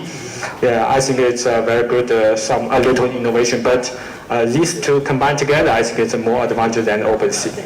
Yeah, this is what I watched this time. Really exciting opportunity. If you guys want to catch up with him after the session, he's going to be around. Okay. Let's move on to Sherry. Why don't you share with us what's up with you? Okay, thank you. Labs focus on decentralized storage platform. So we invested lots of storage program. One of the I think most impressive for me is the cross network. So as I mentioned all night, I talk cross network and again. So last time I will talk about the cross network too. Last September it launched its mainnet, and last year he finished lots of milestones. Firstly, he finished the cross-chain solution, which allows lots of Ethereum series such as Polygon, BSC, and HECO, and the other platforms such as Solana, Near, Flow, and these platforms can use cross network to store its data without interacting with network. And secondly, it enriched its Tor chain, which allows lots of platform to use storage, to use cross network to storage, and which still attract lots of famous projects to use cross, such as Uniswap, RV, and providing a super powerful storage layer to them. And as I mentioned, the cross network community team has do very productivity last year, and they produced the switched swap and crossfire last year. And so I believe this year will be still a big year of the consensus building for cross network. Thank you, Sherry. I think she's really elaborated a lot on this non-profit foundation, and that's really something that it's really interesting, not only from a for-profit piece, there's a non-profit foundation that's in play. So if you want to find out a little bit more, you can speak up with her later. What about you, Zoe? Unfortunately, I don't have any fortune code, but I do have some interested directions to share, which are DAO tooling, GameFi tooling, and the GameFi aggregator, and the inter-protocol bridges. That are all the aspects we focused on. Thank you, Zoe. And last but not least, Augustus, share a little bit more about what's happening in your space. So I'm gonna just show one of my own projects, obviously. Hard for me to, I'm not gonna pick favorites, but maybe I'll talk about the last one that we've announced, which is Web3 Auth, formerly known as Taurus Labs. As I mentioned, I think a very critical key piece of infrastructure. They do authentication for dApps, and hopefully one day in the future for Web2 companies. So check them out. Thank you. That brings us to the end of our panel session. Please join me in a warm round of applause for our panelists for sharing with us. Thank you. Thank you so much, Augustus, Kevin, Sherry, Zoe. Thank you.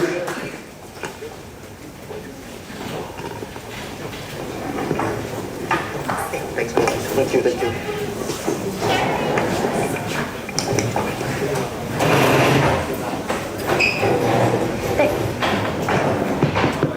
Thank you so much for the wonderful panel discussion session. So now we will move on to the second half of our event. And then next we will be moving on to our introduction about our Huobi Incubator Fund. So they actually just founded yesterday. And then the manager of the Huobi Incubation Fund, Yolo, she will be giving us a short introduction. And she is actually a very famous influencer in the crypto world herself. Let's welcome Yolo. Thank you. Hi everyone, I'm Yolo Zhang from Huobi Incubator and now in charge of the post-investment. Today I want to say hi on behalf of Huobi Incubator and share some new updates about our Huobi Incubator. Okay, next. So actually our Huobi Incubator is just established in December 2021. So it's a very new baby. But with power, we position Huobi Incubator as a professional investment fund, professional investment incubator integrating their industrial research and their investment funds, incubator and accelerators. They are committed to having their next generation startups and their technical teams to grow at a very high speed. As you can see, we have a detective team with 15 members who are in charge of the post-investment, I mean in the form of the incubation, and with the leaders who have more than 8 years experience in the blockchain industry. Actually, we will the Huobi Incubator will allocate 100 million to set up the incubation fund, and we will invest and incubate the startups, public chain, and also the hackathon. All of this is to fund and help outstanding potential projects. In the future, Huobi Incubator will take the lead to an ecological support fund with an amount of 500 million to 1 billion. As we all know, in such a bar market, the excellent potential projects are not lack of money. They are keen for the good money. So Huobi Incubator is trying our best to make our money to be better. So not only we can provide the investment, it's a very basic sector, and we can also provide the following service. So first is the incubation, and the most important I think you are take care about is the currency listing. Yeah, we can provide a pipeline for the project we invest and incubate, a listing pipeline not only for the Huobi but also for other tier 1 exchange. and also the liquidity support, expert consulting, and strategy consulting, brand service, talent network, and resource network. So the next. Yeah, I will talk about our incubator fund plan. So we will divide the fund into two parts, into two phases. So at the first phase, we will allocate 20 million to invest and the incubate. So most of the money will allocate to the investment, and also there are 10 to 20% of the fund is allocated to the grant incentives. We call it Web3 scholarship, and I will talk it later. And also this public chain is will also have the cooperation in ecosystem with Fobi Incubator, and in the second phase we will expand our overall investment to 100 million. And at further project, we invest its investment range is from 100,000 to 500,000, something like that. And we will take 10% to 15% of the team shares. So in the first phase, we will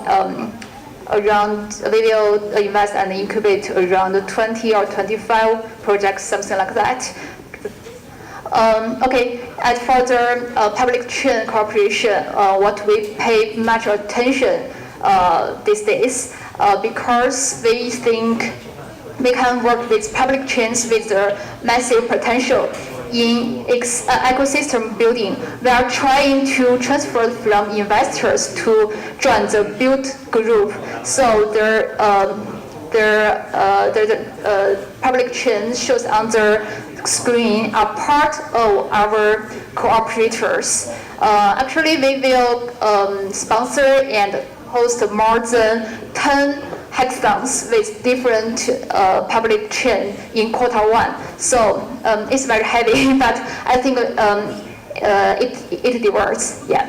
And also, why I want to focus on the hackathon. Why we are so we are think so highly of the hackathon, because we think the hackathon is regarded as an enabler to incubate public chain native projects, so as to capture the next generation value protocol groups. And in the long term, we can cooperate with public chains to initiate stable and high quality project pipelines to share developers' resources, which is most important.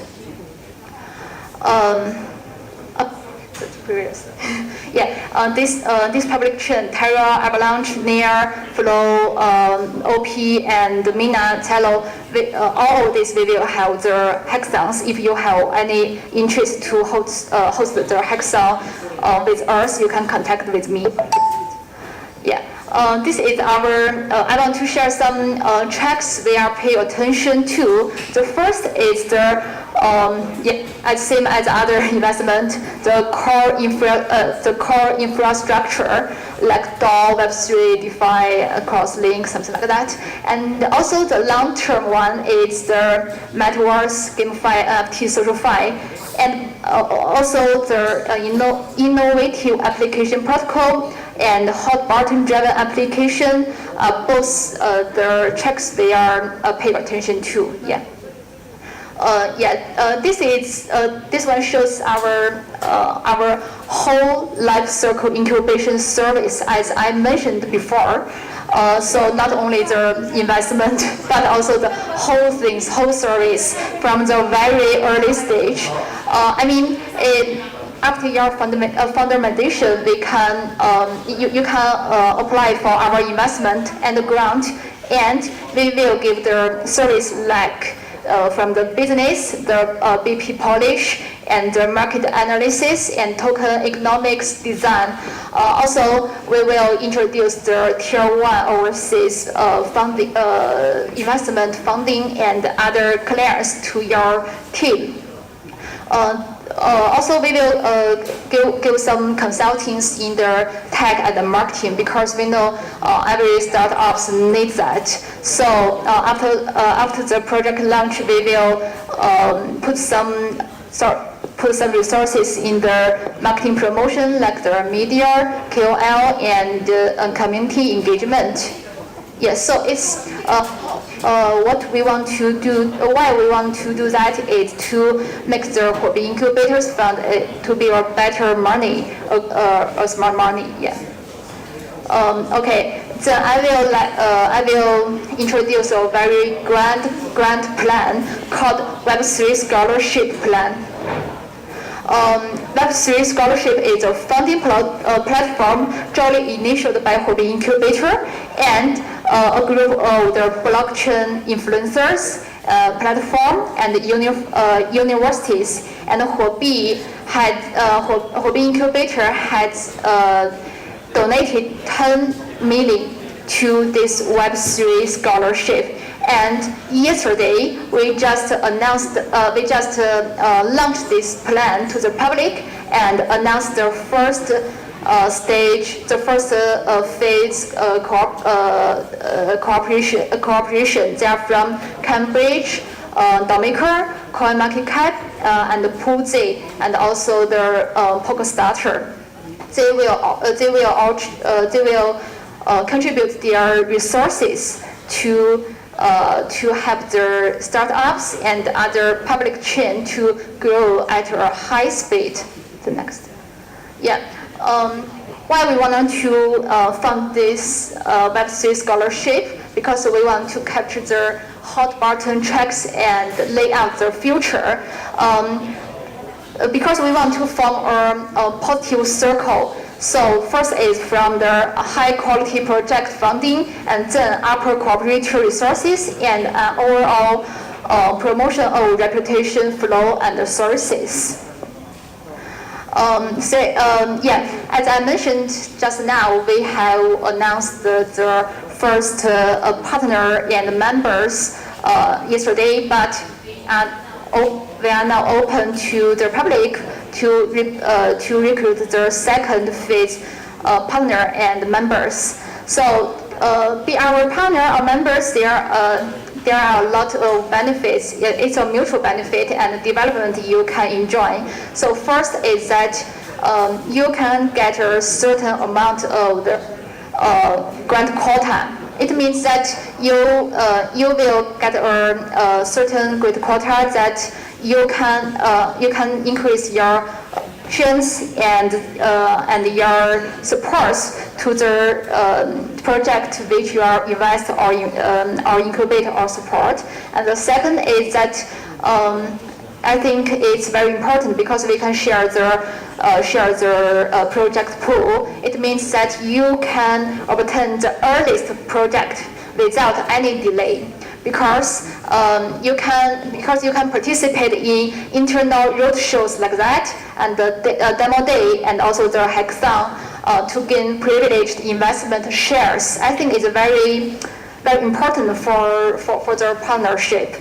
And the third one is that we can share the resources pools like the developers, the customers, the media, global legal compliance, and also all of the resources in this ecosystem. And the last but not least, I think all the company want to build an image that they are very open and they are very leading and like that. I think through the Web3 scholarship, you contribute your resources to help the project. You will build this image. Yeah, and what we need you to do is mainly focus on the recommendation of the project. You can recommend your outstanding initial project to their Web3 scholarship and help them to apply for their grant. And also you can help their plan to do their marketing promotion and do more exposure, something like that. That's all. Yeah. And the next. This is about the grant distribution because we have 10 million. So most of the funds are allocated to the project assistance. It's just a grant. Yeah, you can apply for that. And the second one is we will allocate to the hackathon. We just like I mentioned, we will cooperate with different main public chain, and some part of the funds will allocate to that. And also we will leave some portion of the fund to the market publicity because it's a plan that we should announce, and we should cooperate with the media and the KOL to let the public know more about our grant and apply for that. Yeah. So this is a 3 part. You may very curious about when can the grant get the interview. You can apply for the grant from the very initial stage, maybe after your foundation. You can apply by yourself, and also you can recommend by the partner, by our partner. And also you can take part in the hackathon and win in the hackathons, then you can get the grant. And in the first year of the Web3 scholarship, we plan to grant 30 projects. With the 50,000 to 500,000 grants. I think it's a big amount. And also, Web3 Scholar, after your application, the Web3 Scholarship will organize, invest, and research personnel to review on a regular basis. And if your project is good enough, we will transfer the grant and payment to your project, and the whole process will take around two months, something like that. And also this is about the hackathon plan. Next week we will announce around 4 public chain hackathon cooperation, and in the quarter 1 we will announce more than 10 public chain hackathons. So if you have any interest in the grant partnership and the hackathons and or apply for our grant, you can contact with our team, me and Zoe. And my contact detail is and this one is my WeChat QR code and Telegram. You can contact with me and message me, or just talk me later because I will be there. That's all. Thank you. Keep it a little longer. Okay, thank you.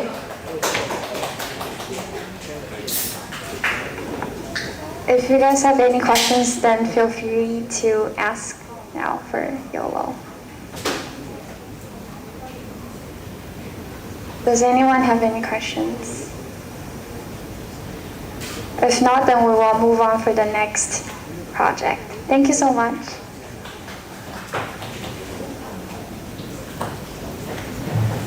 So the next project will be DG Nation. So it's actually a Web 3.0 metaverse portal that aims to help out for all the creators to build up a better economy. So let's welcome Kane, the CEO, to introduce for the project. Thank you, not the CEO, but close to that. Can you just show this website here? Because I just realized I got the wrong deck. This is a corporate deck, so it's for investors. So why not we go to the product itself, just DigiNation.io. That's okay. Forget about the slides. Yeah. There's a video, right? Can I look at just our website and maybe we'll go to the video later? I was saying the slides is a bit boring, so.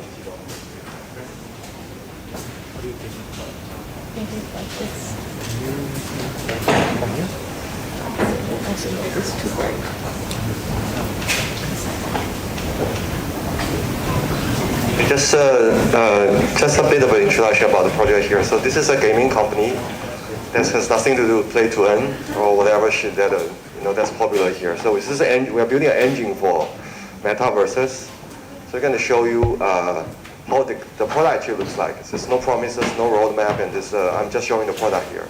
Okay, so been locking.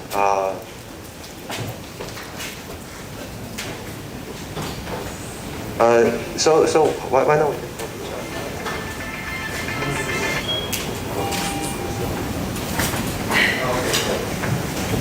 Maybe we'll go to the website first and we should.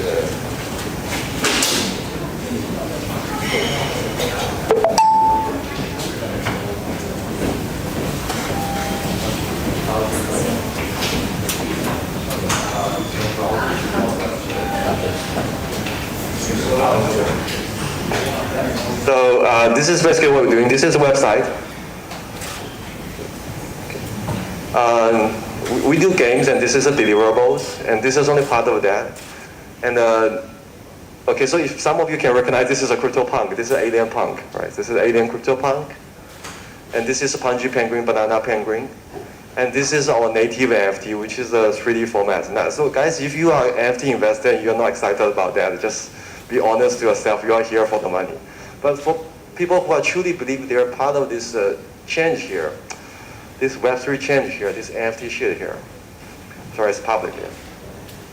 This is something we are very excited about. So we make all the NFTs full-blown into 3D models, make them playable. So this is what you see here. And imagine that the holder of the CryptoPunk and the holder of Punji Penguin, both of them are like 250,000 NFTs, and they talk to each other. They talk to each other in our game. So that's what's going on here. Okay. So this is what we're doing here. There's some demos, and we have finished our alpha test. So next is the alpha test video. Okay. So here you go.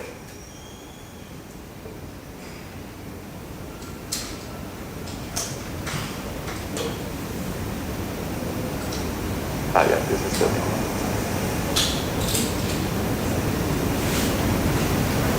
Okay, so we have just done an alpha test for the end of December to January. So this is the one minute clip of it.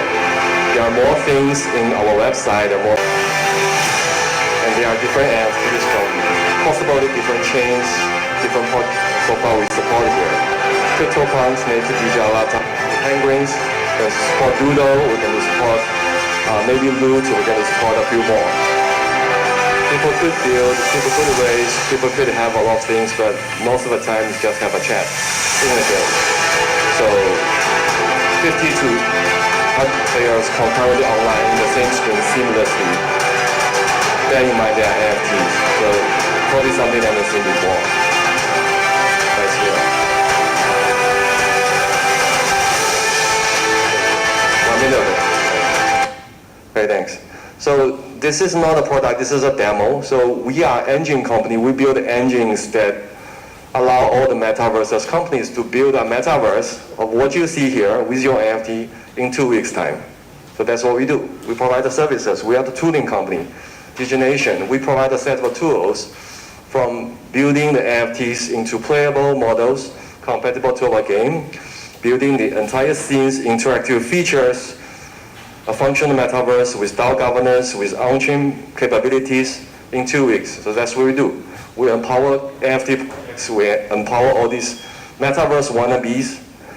Throw away your roadmap. Don't talk about the next year. Don't talk about a few years later. Do it in 2 weeks with us. So this is Digination. This is what we're doing, because this is demo what you see here. Okay.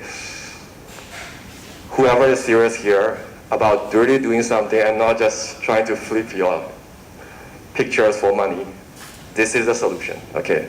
If you're not excited, follow your heart. You are here for the money. Okay. So nothing wrong with that. Okay, so, but this is what we do in a nutshell. So, I guess simple business models can be explained in a few minutes, and more information is somewhere in the website. More product services, we cater to the institutions, is in the website. Our corporate deck is in the website, it's all here. So my name is King, I'm the head of institution relations. I talk to investors, I talk to business parties who want to build a metaverse with us for 2 weeks. So that's, here we are. Thank you, gentlemen. Okay, that's all. Thank you so much for the presentation. Does anyone have any questions for Digination? Yeah. Question about your metaverse, right? No, I see all the projects are doing the metaverse. Why you are the special one? And what's your community base? And why you think you are special than the other metaverse? Okay, so we are not building a metaverse. We started a few years back trying to build a metaverse and was not very successful. This year, last year, there were too many people building metaverses. Very hard to get out of a competition. There's probably like 4,000 companies trying to build metaverses. We figured that maybe we provide some tools using our engine. That's a better way of capture this trend, right? So we are not trying to build something ourselves, but we rather trying to follow the Roblox model. So we build an engine. We empower people to build games, and at the end they go to our platform, so people could still play together, all the entities together, and hop between different metaverses, and eventually they come together in one place, right? So that's what we're trying to do here, yeah. Why we can do this? We've been building this engine for over 10 years, so it's not some like a fresh out of school feeling like going to this space. We've been building this for many, many years. There's a lot of work here. Trying to do everything on Unity, and even make this shadow here is kind of a lot of work here. So that's what I'm doing here. Yeah. Awesome, thank you. So, yeah. Thank you, everyone. Sorry, I have two questions. Actually, the interface and demo I saw just now actually brings back the memory of VR chat. So, like, is it a similar mechanism? VR chat? No, yeah, VR chat has interface similar, like the avatars are moving at their will. Yeah, so are we using the same, or is a more lightweight version of running it? Okay, so a bit of the product offering. So here we log in as using Web3, so it's MetaMask, and we decode the metadata, and then we just display an image, possibly using WebGL on Chrome or any web browser, using WebGL. So WebGL, I'm not sure what VR chat uses, but we are using WebGL. But more functionalities will have to be going to the software. We have to download a client, which is very similar to Axie Infinity, which is very similar to Sandbox. So the same data is transmitted from this web browser after you log in to the client. And then that is all there. The client is purely based on Unity. So technology-wise, it's WebGL on the browser. You want to see the image, but no interactions, but you want to play it, is Unity. Yeah. Our tools, it's based on Unity and layover, and we support native Lua scripting. If you want to program your metaverse to be something, then you got to use Lua scripting for that. Okay, my second question will be, I like the idea that everything here is NFT, but not all NFTs are 3Ds. So there are certain things that are in two-dimensional, and how do they get integrated here?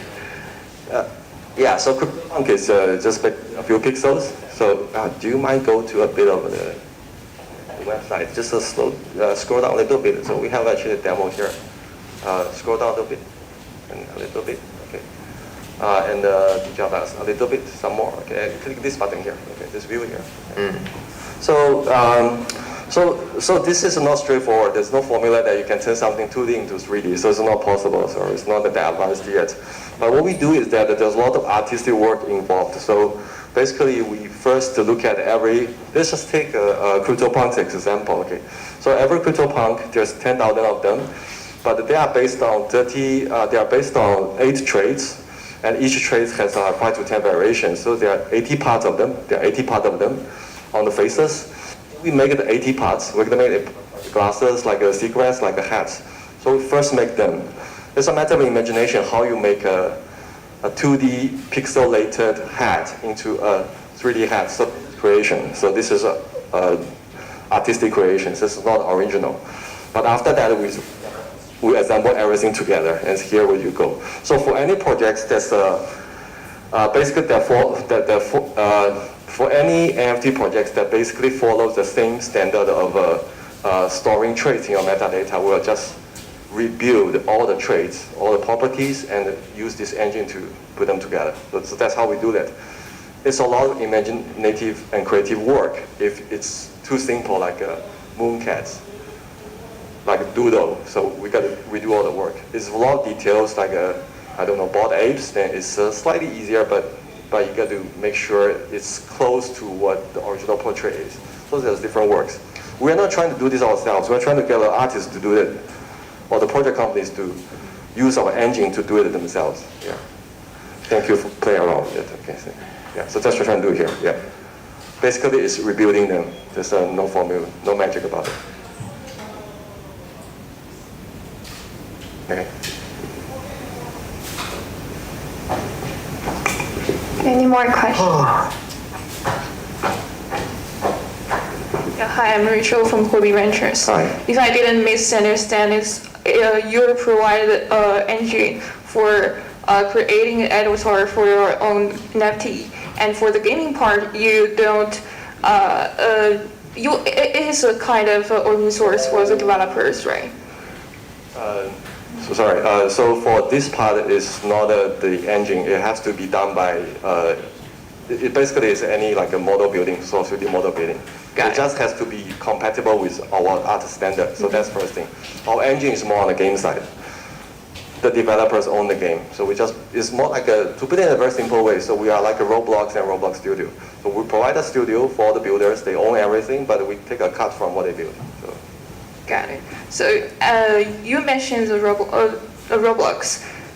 For Roblox, the community is really important. So what do you think about these kind of things? How to attract the creators and how to try to attract the users? Okay, so the creators, we don't need to attract them. So, well, I would think like we have been working in the gaming industry for, I don't know, 20 years, and the creators are most underpaid group of people. So if there are ways to make money, they will come here. So we don't worry that much. But we're very much about users. Even when we're talking about the NFT, is a big space and everything is booming, but there's only like 1 million plus wallets on OpenSea. So that's miserable compared to any gaming markets. It's even not to talk about China, talk about Vietnam was a huge, a lot of people playing Mobile Legends then, the whole number of accounts in OpenSea. So users are what we worry about.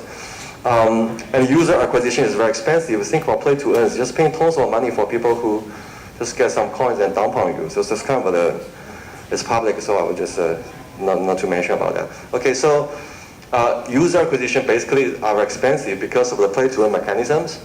What we're trying to do here is again a B2B to C model. We're trying to convince those project parties that we got here crypto.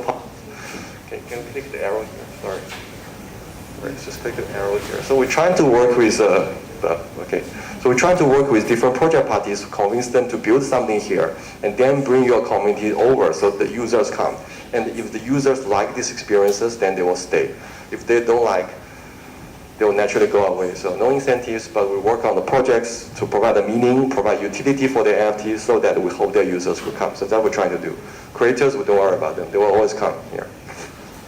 Got it. That's great. We could have a talk later. Thank you very much. Thanks. We are invested by Hobby Venture, so we are one of the portfolio companies. I see. Thank you, guys.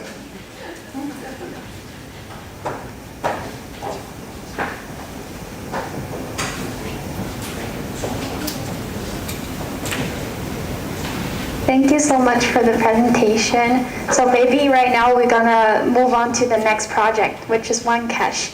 So OneCash is actually a compliant stablecoin foundry for a lot of the Asian-based, fiat-based stablecoins. So All right, thank Jess for the introduction. Hi everyone, I'm Hao Yuan. I also go by Howard if you prefer. So firstly, I want to thank HECO team for organizing tonight's event and inviting OneCash over. Also want to thank everyone in the audience to attending this event on your valuable Friday night. So thank you for your time. Let's cut it to the chase. So in one sentence, OneCash is a stablecoin service provider dedicated to Asian markets. To elaborate on that, our vision is to bridge the free flow of value between physical and digital worlds. And our mission is to build a fintech platform that is OneCash to provide compliant and secure stablecoin services in the Asia markets. Currently, our team has 22 members from a diverse industry backgrounds, but we are more heavily invested in the traditional finance and legal side because stablecoin business is more towards compliance and finance. Lastly, in last year, we have already raised 10 million US dollar in our seed fund. Those three are our major investors in that funding round. Okay, here. So why we chose Asian stablecoin markets? Sorry. So why we chose Asian stablecoin market? Firstly, we saw a rapid growing need for non-USD pegged stablecoin. For many reasons, for example, the hedging. Some people want to hedge the US dollar risk, and some people want to use the stablecoin for local payments, and also for a lot of us that are not U.S. citizens, we want to use stablecoin that is pegged to our local currency. So for ease of use and familiarity. This list shows some of the existing non-USD pegged stablecoins in the market. This is just to demonstrate currently for this long tail market, this non-USD pegged stablecoin market, there isn't a dominant player yet. So we think there's a potential growth for OneCash in this market. All right, next. So the stablecoin business is actually battle-proof. So there's not much innovation, fancy ideas, buzzword here. There are a lot of successful players out there already, and we pick Paxos to be our role model. Firstly, because they're regulated, they're compliant, and very trusted by the users. And also we want to learn from their business models. So they provide a portfolio of stablecoins. One side is their proprietary stablecoins, such as USDP and PAXG. And the second line is to collaborate with outside enterprise to produce a white label stablecoin. One prominent example is the BUSD in collaboration with Binance. So this is exactly we adapt from. So at OneCash we have two product lines. One is our proprietary stablecoins. Currently we have two live. The first one is Run Dollar. Second one is Hong Kong HK Coin. And we have two in the making this year. They are CNH Coin and Yen Coin, which are pegged to offshore Chinese yuan and Japanese yen. Our second line of service is stablecoin as a service. So currently we have one live coin which is called ZAC. It's in collaboration with a virtual bank in Hong Kong. Okay, here, now I want to share with you our key milestones and future plans at OneCash. So I mentioned before, in 2021 we raised a 10 million seed fund, and we launched 3 coins: Run Dollar, HKC, and ZAC. Among them, Run Dollar is listed currently listed on Poloni X. HKC is listed on OKCoin. And we also have a One Cash Wallet app. You can access it on web app, HTML5, and iOS App Store, or if you use Android, you can download it from Google Play Store. This is our gateway app to all of our products and services. We will touch on all those products later. So futures for this year, we are going to launch 2 more stablecoin. Mentioned before, the one pegged to offshore Chinese yuan and the one pegged to Japanese yen. This year, we will also be focusing on expanding our partner network to bring more use cases for our products, so that we have more users staying with us. Okay, in the next few slides, I will go through all the existing products one by one. First is the round dollar. So the conception of the round dollar is actually inspired by Mr. Norman Chen, who is the former chief of Hong Kong Monetary Authority. After he retired, he founded this round dollar wallet technology company, and his idea is to create a euro-like currency for Asia market to facilitate cross-border transactions among small and medium-sized enterprises. Our CEO is actually a former employee of Mr. Chen. And after he left the company, he found One Cash, and the coin we launched is round dollar.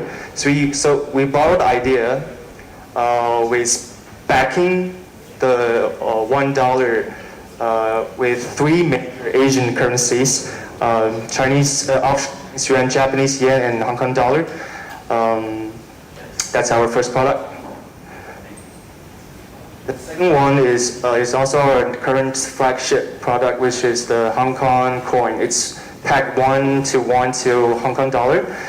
We currently have 14 million HKC, which is worth of $2 million USD in circulation. It's now listed on OKCoin. You can trade it with USD and USDT. That's a way for Hong Kong residents to convert their fiat to the crypto world. Another thing worth bragging about is just a few days ago on the Tron network, our HKC's daily settlement volume surpassed USDC, but still we have a long way to catch up with USDT, but that's something we achieved. Okay, next is ZAC, launched in October last year with this virtual bank. Due to sensitivity, I cannot release the name, but just to say, this ZAC enables the bank to expand its existing loyalty program to the world, and it brought new users to the bank and also new users to One Cash. Okay, last is the app I just talked about. We have 3 versions: the web-based, iOS, and Android. They're officially listed on the store. You can search it right now or later. So function-wise, currently it has standard crypto wallet functions. You can store your money, manage them, see the balance.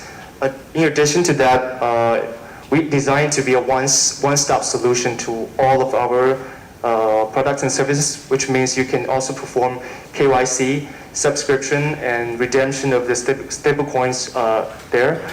And there are more advanced features under development, such as payment, NFT transaction features, and social capabilities. They're in the planning. Okay, this is just a simple visualization of the user demographics. Currently, we have 120,000 users spanning among those regions and countries. Okay, coming soon or those two I mentioned already. Okay, so we know in the stablecoin business, the users value the redeemability and solvency of the issuer most. So we choose to play by the book. What do I mean by this? We choose to do 100% cash backing for each coin we meet. Currently we have a trust account with OKLink, and we also do third-party account audit every month. It's released on the webpage. We also use Slowmist and PackShield for our smart contract auditing and online transaction screening. Last, we also have outside third-party legal advisors working with us with the ongoing regulation development among all the regions we do business in. Okay, so in addition to those, we also have good relationship with major banks in Hong Kong. So I can say the users can be assured their assets are safe with OneCash. Thank you. So, lastly, evaluation. This year we are looking for the next round of fundraising. We are looking at a 5 million funding with a pre-money valuation at $50 million US. Next, please. Okay, so I'll quickly introduce the members. First, Martin Lee, our CEO and co-founder, I mentioned already. He's a former employee of Mr. Chen's $1 company, and he also participated in another Hong Kong dollar pack stablecoin before, which is the HKDT. Howard Liu is me, so I'm responsible for establish a presence and influence in Singapore and Southeast Asia. And this event is actually OneCash's first debut in Singapore. Next, please. And Eric is our head of IT. So before coming to the block development side, working at Chicago Mercantile Exchange for trading software. And Stefan has a long-time investment banking experience. So he is currently responsible for relationship and business building with the banks and institutions. Next, please. Okay, Michelle is our in-house legal advisor. In addition to provide general advice, she also responsible for liaising with outside advisors. Okay, Bonnie has AML experience while working at China Minsheng Bank. She was the head of the AML team, so she brought in the traditional bank AML policies to OneCash. Next, please. Okay, now both Jennifer and Beyond are experienced quantitative traders. So currently they are responsible for managing the liquidity and fluctuation of our stablecoins on the listed exchanges. Next, please. Okay, that's all. So if you want to get into touch, that's my name card. First QR code is our website. Second one is our what's that? Telegram. Third one is the Twitter. Maybe you can take photos and scan the QRs later. Thank you very much.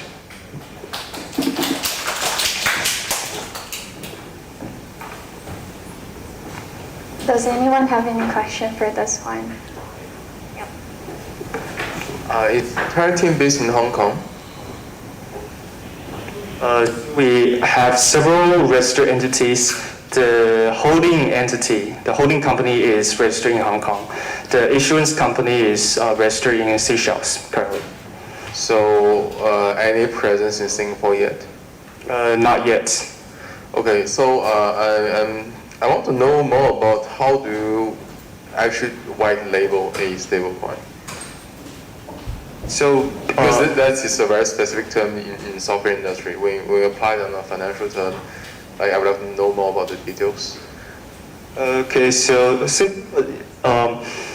we do all the back office jobs.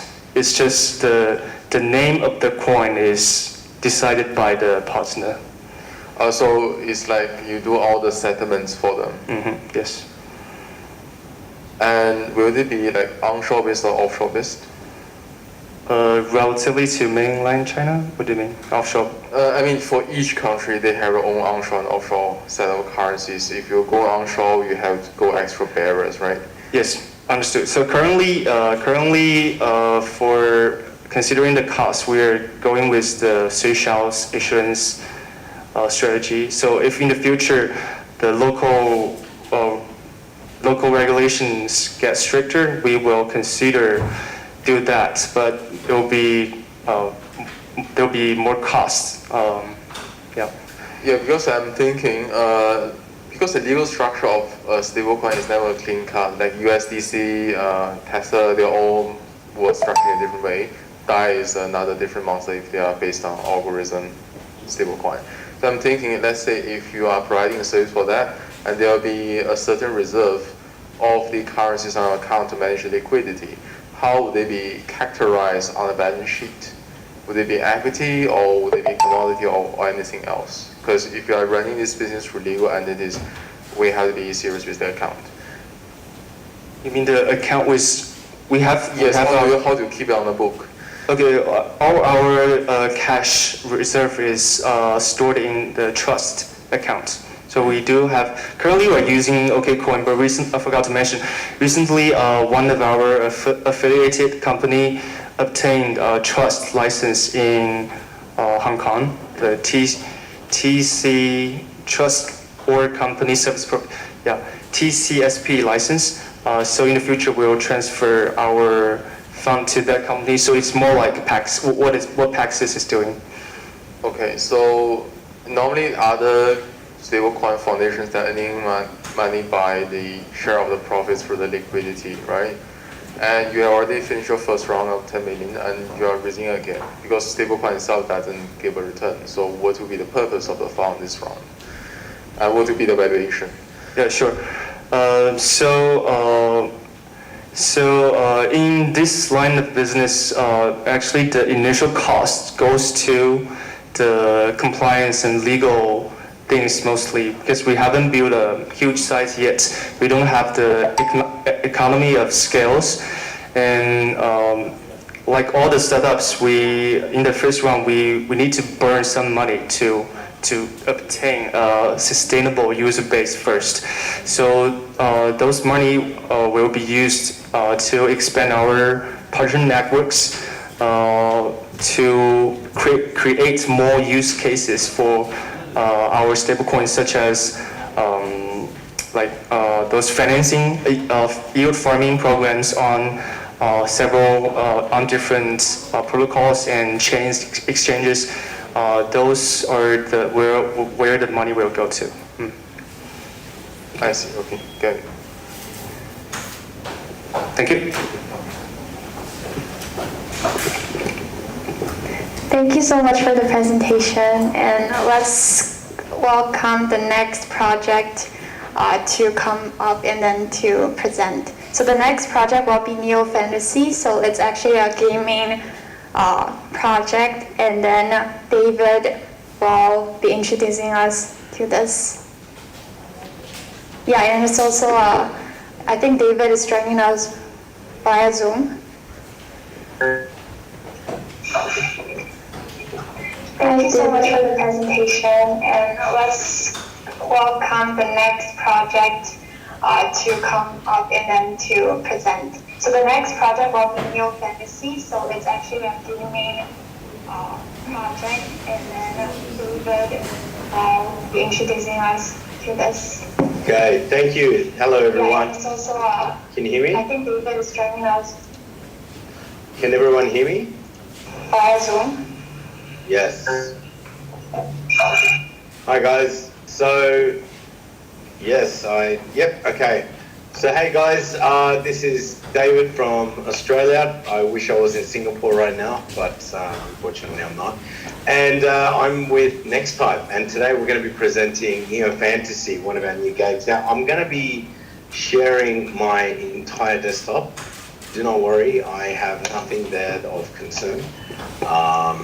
Okay, let me just play a video of the game first to give you guys a bit of heads up, get you guys a bit excited. I know you're all tired and hungry, and let's just watch this. Can you hear me soft? Maybe you can speak louder.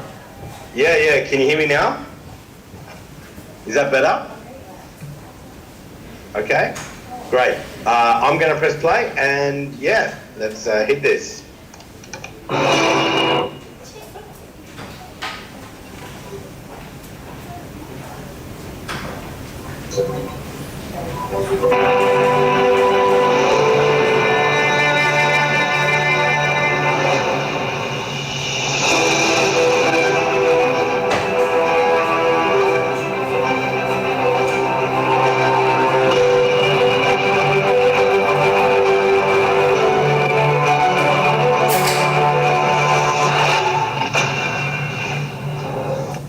All right, so thank you for watching that, guys. So now I'm going to open our presentation and we'll run through it.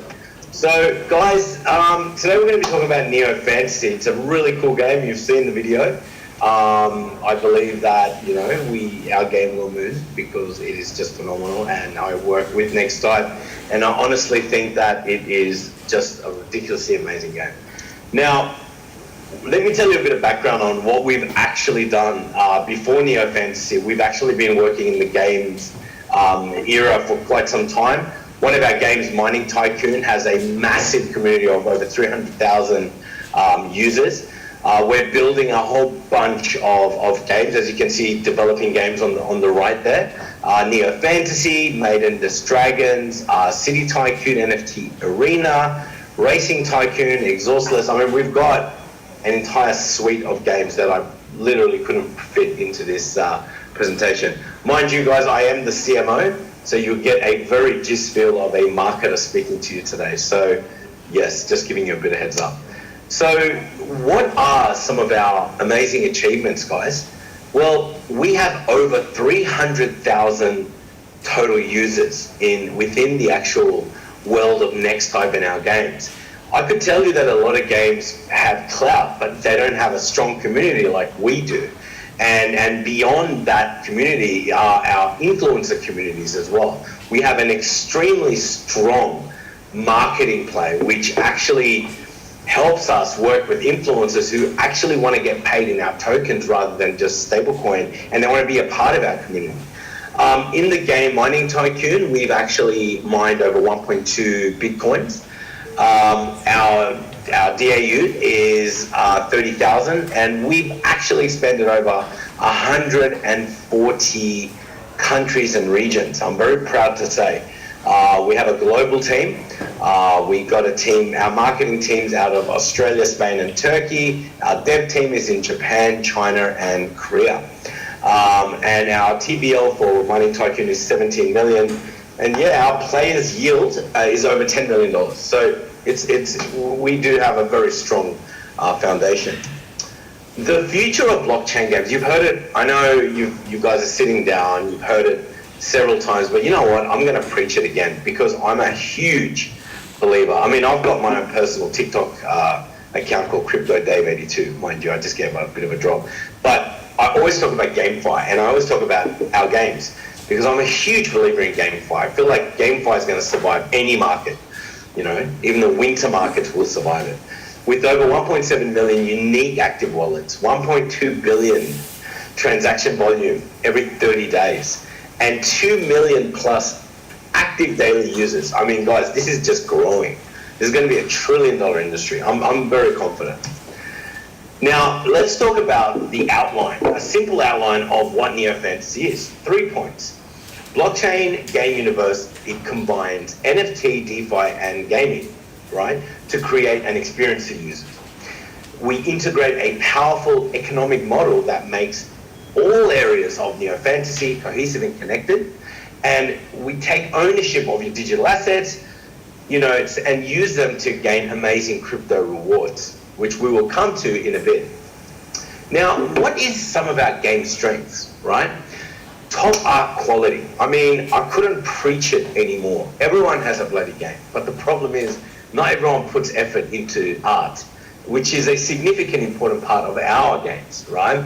Excellent game experiences. I mean, this is another core aspect that we think is super vital within our games. And the P2E system has to be perfect end to end. So a bit of intro on the core gameplay, but before that, let me give you a bit of idea on Next Type. So Neo Fantasy was published by Next Type, and it's a native gamified mechanism as an NFT hero idle adventure blockchain. So it's an idle adventure blockchain game that I have to repeat that because there's not that many great idle adventure blockchain games in the crypto world. I don't think so. There's a few big ones, but not as great as the way you're going to see our graphics in a bit. I'm going to show you. So we have over 100 rare heroes from 6 races of NFTs. They're waiting for players to team up, defeat enemies. I mean, guys, it is an absolute treasure of a game. Now, the core gameplays consist of idle adventure, NFT hero collection, mine contention, dungeon challenge, which I know dungeons is pretty cool, players PK. I mean, who wouldn't want players to beat the crap out of each other? You know what I mean? That's the best part of these games. Now, the core gameplay is like this. So idle play is the core gameplay, right? So players can easily get started, they can take over mines, deploy warbands for mining to continuously gain revenue without taking a lot of time to instantly realize the game resource collection, So dungeon exploration, that's a very cool where you can go defeat bosses. It's unbelievable. And we have NFT heroes, which I'm going to cover in a bit. We've got 6 clans, right? And more than 100 legendary and epic heroes for players to collect, cultivate, just flexible with heroes to form a battle team and fight for you. I mean, that sounds cool in itself, And another really cool part of it is the NFT artifacts, where you can actually have artifacts to improve attributes of your character. I mean, guys, it's pretty sick. I'm going to show that to you in a bit. And obviously, PvP, we create competition amongst players. I mean, who doesn't want to play a game with a bit of a challenge, right? And we have a lot of competition in this game. I mean, a lot. So let's talk about the roadmap. Now, this is phase 1, phase 2. This was last year, but I still want to show you guys what we've done and what we're going to do. So in phase 1, we had our product approval, we designed everything, planning documents were set, economic systems were drawn out, and the gameplay systems were put together. Phase 2, we have our development, that's where it started, so server-side development, client-side development, and financing began in phase 2.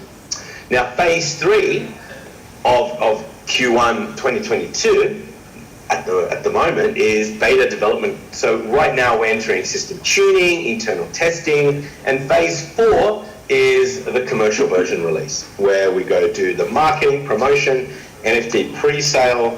I mean, no one can market a game better than us. I believe it's because people are true believers in any game that we produce, and we're able to cultivate and actually touch the hearts of our players. So what about the ecosystem? Let's talk about that. So our ecosystem contains 2 different types of tokens. So we'll have a double token system, a primary governance token, so it's the ERT, right, which stands for Eternal Rock Token, and a second in-game utility token called FTS, or the Fantasy Token. Now, the governance token, the ERT, is there for community governance with DAO, Hero Ascent, and Artifact Ascent, where the utility token is for upgrading your heroes, artifact upgrades, equipment upgrades, as I mentioned before. And as you can see, our graphics is just phenomenal. Now, what about the ecosystem? I'm going to show you a simple flowchart and a far more in-depth flowchart. This is the simple flowchart, as you can see. Neo Fantasy, ERT, FTS covers through. Everything's run through, so the ERT holders can run it through a CEX and DEX. And then we come to the super flowchart, which I'm happy to send to anyone in this room. I'm happy to upload it into a server or wherever you guys require. In a moment, you'll see my contact information. So now the money, right? I mean, how do you make money with games? It's pretty obvious. NFT sales and in-game purchases. Now, we have a lot of experience within these two sectors. With NFT sales, it's when people buy NFTs and they use it within the game. In-game purchases is as straightforward as it says, right? Upgrade, purchase this and that, utilities, whatnot. Now, oh, there we go. What about our ERT token? Excuse me, ERT token supply. Well, the token matrix is pretty straightforward. Within our seed round, which is what we're doing now, we're about to close our seed round. We're very close to the end point. We've only got, I think, about 50K or 80 or 100K left within our seed round. The private round, so seed round has 8% token allocation. Private round is 6%.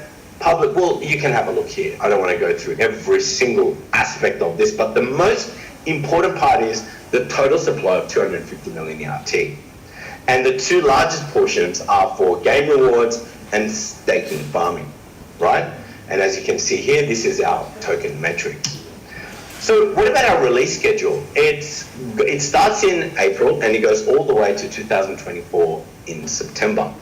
And it's a very long roadmap and we are in it for the long run, as you can see here.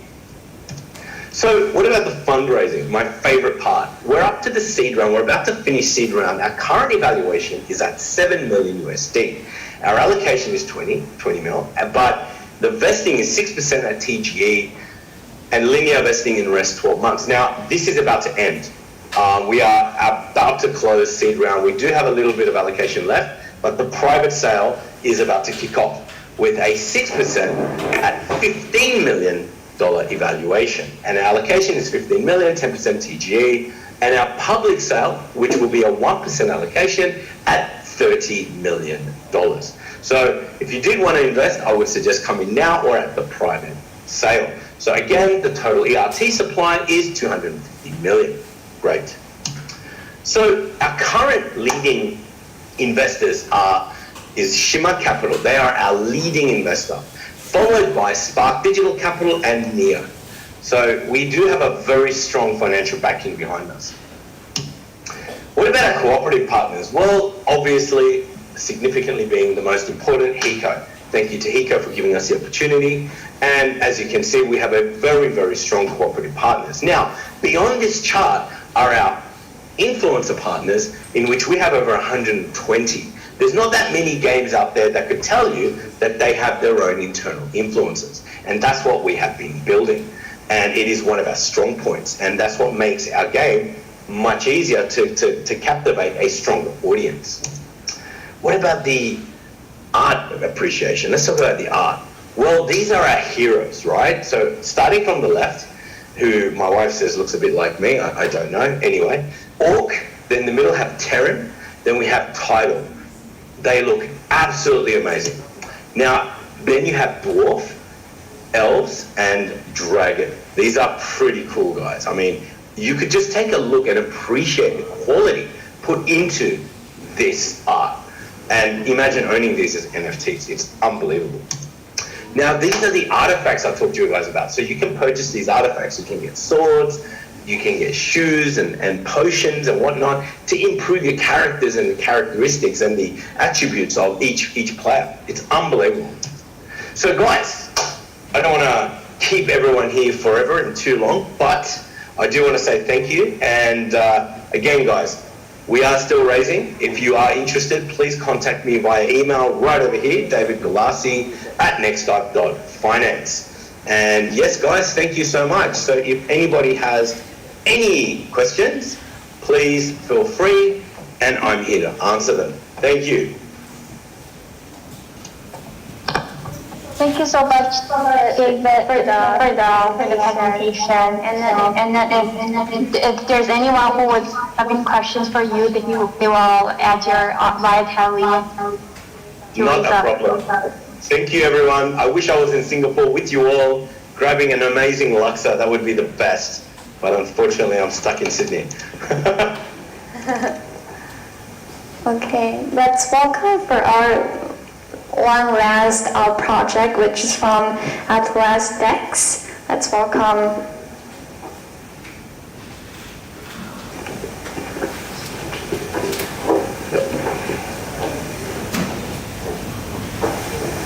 The slides. Just the slides first.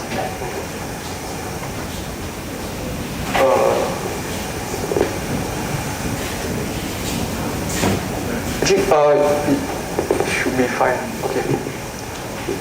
Okay. So the Atlas Dex team is happy to be invited for the HECO Global Demo Day in Singapore. So thank you all for inviting us. And so, what is our project? What is Atlas Dex? So we are basically a cross-chain DEX aggregator that allows users to seamlessly trade their cryptocurrencies across multiple chains. Okay, next slide. So, trading in the DeFi space has always been difficult. It's always been quite cumbersome to have to swap assets around and to have to trade them between the different chains that there is. So these are some of the, and the DeFi space has been growing. It's been growing quite tremendously. We have seen the TVL of all the different chains increase tremendously. We have seen suites of innovation grow, and we have seen the whole space expand together like we have never seen before. This is a totally different space than the space we have seen in 2017. Right? So what is the key problem? Key problems being that there's still liquidity fragmentation across the different DEXs and the chains, and that there is also that price discovering strategies are still inefficient, and that greater counterparty with centralized bridges. And there's also an incompatibility of bridge assets and warped assets. So this is the TVL that's locked in all the different chains. Sorry, the formatting looks a bit odd because it's on Google Slides. Okay, next. So introducing Atlas Dex. So basically what we offer is one simple UI map with aggregated liquidity across all the different DEXs. And we are also a decentralized bridge using Wormhole. And we also have native bridge assets as well. And we also select the most optimal route for efficient price discovery. Right, next slide. So this is our product. This is a product demo that we have. Maybe you could play the video now. Yep, thank you.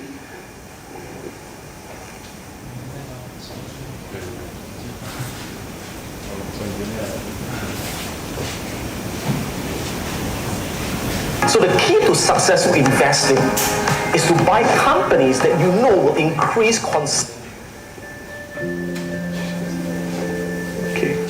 So you simply select the chains that you like to swap over from. We are currently supporting a few wallets from Solana.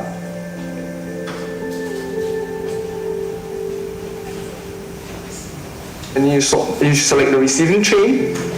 Currently we support two different swaps from different chains as well.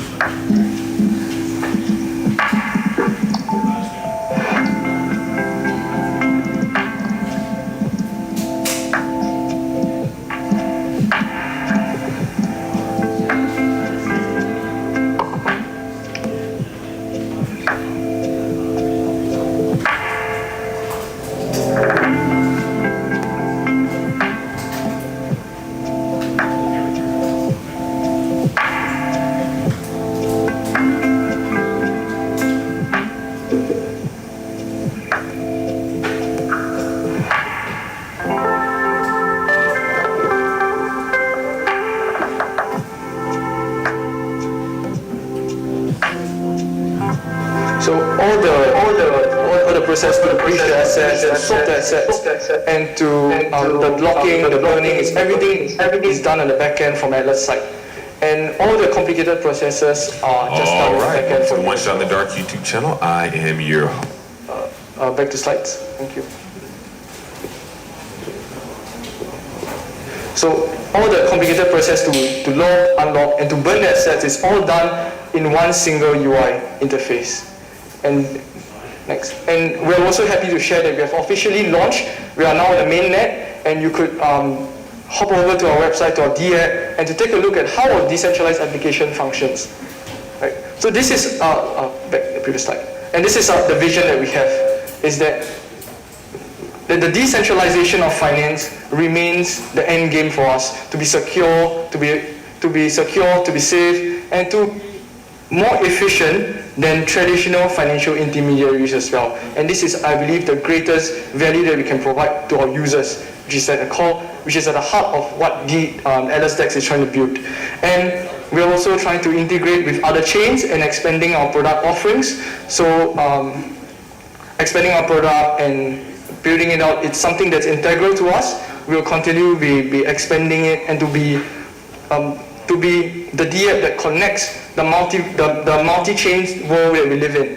Thirdly, we would like to be the leading cross-chain platform of choice among retails and institutional traders as well. So how we do this is that one of the things we have is that we actually we split trades up into different DEXs and automated market maker, and this actually reduces slippage and makes us one of the most efficient DEXs out there. Next slide. And so this is some of the product expansion that you can expect. First of all, you could expect staking with the Atlas token. You could expect yield farming with the Atlas tokens. We will have an NFT launchpad soon, and we'll also be supporting derivatives and DeFi lending and borrowing as well. So these are some of the exciting expansions that we can't wait to announce and to open it out for the users to test out. Next slide. And so at the heart of it, it's our cross-chain DeFi platform. And it's all made possible through our cross-chain DeFi. So this is the roadmap that we have. We're currently at Q1. We have successfully launched our LSDEX cross-chain swaps, and we are currently in the process of our initial DEX offering and our launchpad as well. And next slide. So currently we are supporting different chains such as Solana, we are supporting Binance Chain, we are supporting Ethereum and Polygon. Of course, we are expecting to support some of our planned chains will be Huobi Eco Chain, Avalanche Chain, and Harmony Chain as well. So these are some of the support to other chains that you can expect. And next slide. And of course, you could find us out in our socials. This QR links to our website. You can read the documentations. We have a Twitter, Discord, Telegram, and Medium as well. Right. Thank you so much for your time. On behalf of the LSDEX team.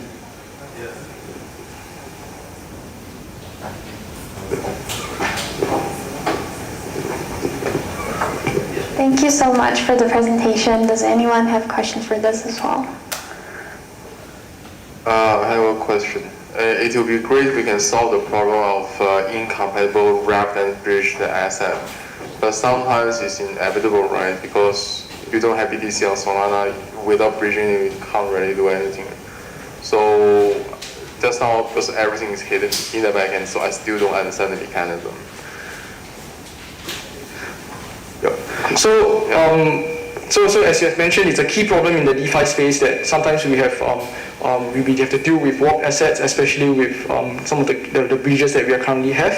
So what LSDEX does is that we have native bridge assets.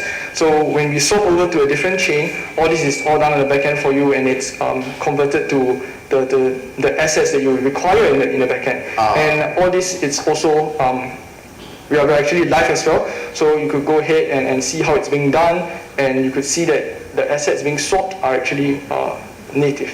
So actually, if we are swapping an asset from A to B in the backend, it might actually be swapped multiple times between different bridges, right? That's right. Then how do you manage the slippage?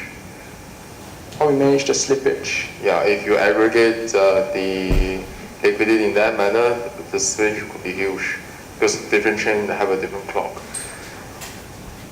So So how we manage the little slippage is through partnerships with the AMMs, with the DEXs, and we actually collate liquidity together, and this actually reduces slippage as well. So you're connecting to the order book of every single DS you can restore, right? Yep, that's right. Yep. Thank you.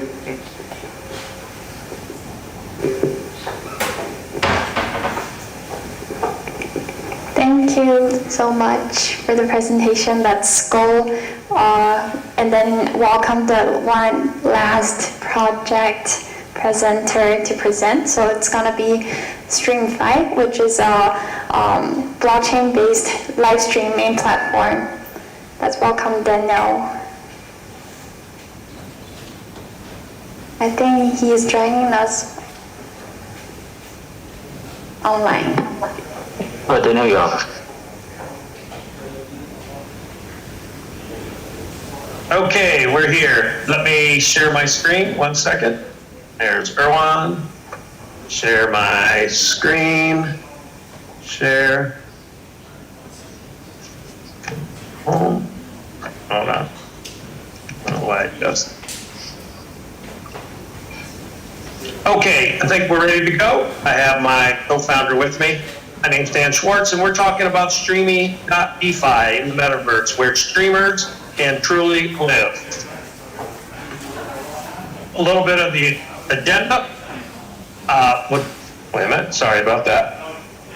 The agenda is we'll talk about who we are, the problem, solution, what's our value proposition, a little bit about the utilities in the system, our ecosystem, and our roadmap, then our financial model, a conclusion, recap of what this is all about, followed by MVP look and feel so everybody can get an idea of what the system and the product's going to look like.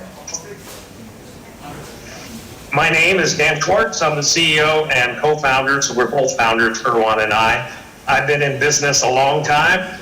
Senior executive, investor, sales, marketing, business development's been my main focus. Been working in Asia for over 23 years, and I'm putting all this experience I've learned throughout my career in software and technology into making streaming go to the next level. And let me introduce briefly our co-founder, Erwan Disnapudi. He is our CTO. So go ahead, Erwan, introduce yourself, give a little bit about your background.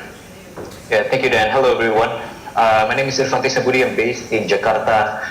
Within the crypto and blockchain space full-time for the past 4 years. I've advised for a few crypto exchanges, built the underlying market-making technologies behind them, and also advised several top 300 crypto projects as well. Thank you, Erwan. One other thing I want to add, we have a diverse team at the moment of 12 people spread all over the world, from Dubai to Malaysia, India, Singapore, Indonesia, and Thailand. So there's more than just Erwan and myself. So let's talk a little bit about the problem. Basically, when you look at video platforms out there today, most of them, if not all, we would call are takers, not givers. Here's what we mean by that. You as a user, as a consumer, you're served up ads and subscriptions and upsells, affiliates, you name it, they're milking it.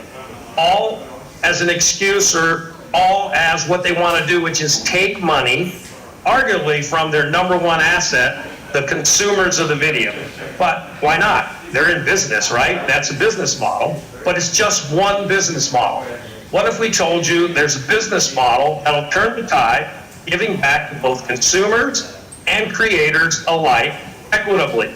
So what we've done is reimagined live streaming like never before within the metaverse. So we're solving this problem, and I'll talk about our solution. So the solution is what we believe is the world's first decentralized video streaming platform in the metaverse, rewarding everybody. So if you're a gamer or the gaming company, you're an influencer or the brand owner, you're a consumer or you're a creator, Streamy.DeFi is where streamers truly live. The idea is everybody has the opportunity to earn, whether you create or you consume, which is not how it currently works today. So let's talk about the play. Well, what are we doing? Well, if you're a streamer, you have your own, what we call a stream house, i.e. your own metaverse, where you create, you transact, you build utility for your viewers, and then the viewers obviously help build your brand. It's a win-win situation for both creators and consumers, because both parties earn tokens, SHD tokens, depending on time spent on platform. Here's a big one. Earnings start from day one. There's no threshold limit on your viewership. If you're a creator, we'll say, you don't need so many watch hours or subscribers to start generating tokens and money for yourself. Now, obviously, if you don't have large viewership and you don't have lots of hours, you will earn less than somebody who does, but we don't limit your opportunity to earn. We have something we call Fame NFTs, released every month, special metaverse NFTs, which designed in the name of the best contributors to the platform. If you're a creator, it's based on subscribers, hours watched, all those kinds of things, as well as consumers. There'll be winners too. Everybody likes to be a winner and would love to have their name or their brand as an NFT that people can buy. We building in a burning mechanism for when people buy these NFTs and when people upvote, when they want to vote, they have to upvote using tokens. So we will take a percentage of the tokens received to buy these NFTs, as well as to pay to upvote and burn them, which will obviously reduce supply over time, which is good for our tokenomics. And then another big one, we'll have a staking platform as part of the system, and contributors and consumers will have the ability to earn significant annual percentage yields on the tokens they stake based on the level of their viewership, watch time, contributions, popularity. So all of that is being built in to our platform. So let me turn it over to Erwin for a second. He'll talk a little bit about the tech, what's in it, and what our roadmap is, and what our plans are. So go ahead, Erwin. Okay, so basically for the product, we're not actually making any new technologies. We're customizing a white label live streaming software, but we combine it with Web3 wallet compatibility. So every activities that you do in the platform, it's going to affect your token balance. You stake your tokens, you earn your tokens, and then you use those tokens for various utilities, such as giving gifts, creating NFTs, giving social donations. We will also have paid contents, and there will also be an ad marketplace as an additional revenue for the company, but it's not going to affect the live streaming experience in any way. So once a user connects their wallet, before they begin watching the contents, that's when the ads will pop up, and the revenue is generated will be distributed among its token holders. Also for upvotes and voting contents, and also if you're an audience, if you share your contents with your friends and your followers, that will give you the ability to also earn tokens. So you could earn tokens both as a live streamer, as a content creator, and as an audience. All right, so the live streaming industry in itself is a $70 billion industry right now, and it's still expected to grow another 4x in the next 5 years to become more than a $250 billion industry. We set up 4 pillars that sets us apart and makes us different compared to other live streaming platforms. First of all, we will have NFT marketplace and Web3 wallet compatibilities. So all your activities, when you're live streaming or when you're watching contents, is going to affect your token balance. There will also be a staking platform, which gives you higher APYs the more you contribute to the platform. So the more hours you stream, the more followers you gather, the higher APY you earn. The ads marketplace I mentioned before, and also there'll be various campaigns to get you more exposure as a live streamer, get you more followers. Okay, next slide. We have started our initiative by partnering with several content creator agencies and also esport gaming associations in Southeast Asia. And the first 3 quarters, in the next 3 quarters is where we will have our heaviest workloads. By then, afterwards, we hope that the platform can operate more as a DAO and more community-based. So the first quarter is focused on our fundraising. Product-wise, we're currently developing our prototype, which look and feel of the interface I will show you later. In the second quarter, we will begin conducting various campaigns, grassroots initiatives to get more followers, to get more content creators into our platform. And in the third quarter is when we'll have launch our native staking testnet, which gives different tiers of APYs based on their contributions. So our vision is to become the live stream broadcast DApp within the metaverse. First of all, we will begin our cross-chain launch in the third quarter to expand to other chains as well. Firstly, we will be launching on Binance Smart Chain and hopefully on the Huobi ecosystem, the HECO chain as well. Thank you, Erwin. Another thing I'll add, when we launch the IDO, we'll have staking available through the IDO platform that we pick. And as Erwan was describing, the native staking with driven by hours and subscribers and all that will come later in the year. So let's talk about where we are financially. We're raising between 3 and 3.5 million with a 75 million token supply. 10% of the tokens will be sold as part of our seed and private rounds. And then 35% of the tokens will be held back for ecosystem and rewards to the community. We'll put aside 9% to cover exchange and market making, about 8% for influencers, and we're holding back a reserve of 20% of the tokens to support the ecosystem. And then you have our team at 12.5% and our advisors. One point I'll make, I didn't put in, to save time, I didn't put in the testing schedules, but rest assured that the reserve and the team tokens are locked for a full year and then get released over a 6-month period. And all the seed and private purchasers, all of their tokens get released over a 6-month period after launch.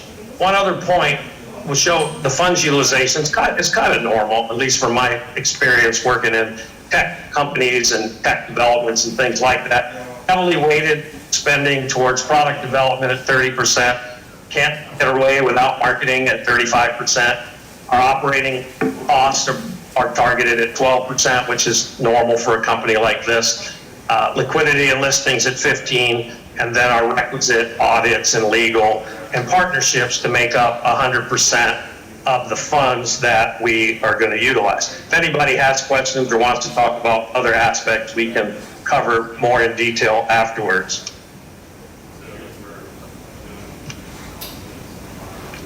One second. There we go. Now let's kind of summarize this, the whole reason we're doing this and why.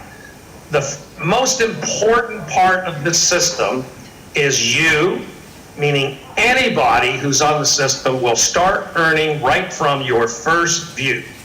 Secondly, content on streaming is targeted for live streaming. So it's designed around live streaming, which makes it better and less of an issue when we worry about copyrights and infringement and all that. And very importantly, the streams are uninterrupted by ads. As Erwin shared in the utilities, we have an ad marketplace, but those ads get served up to attract people to go to various stream channels. Once you're streaming in your metaverse, in your own stream house, there will be no ads in there. A little side note, I have a 6-year-old, and one of the first things he learns from watching videos was, Daddy, it skip ads. So ads are kind of annoying to a lot of people, unless I guess you pay for the subscription, you can get rid of the ads.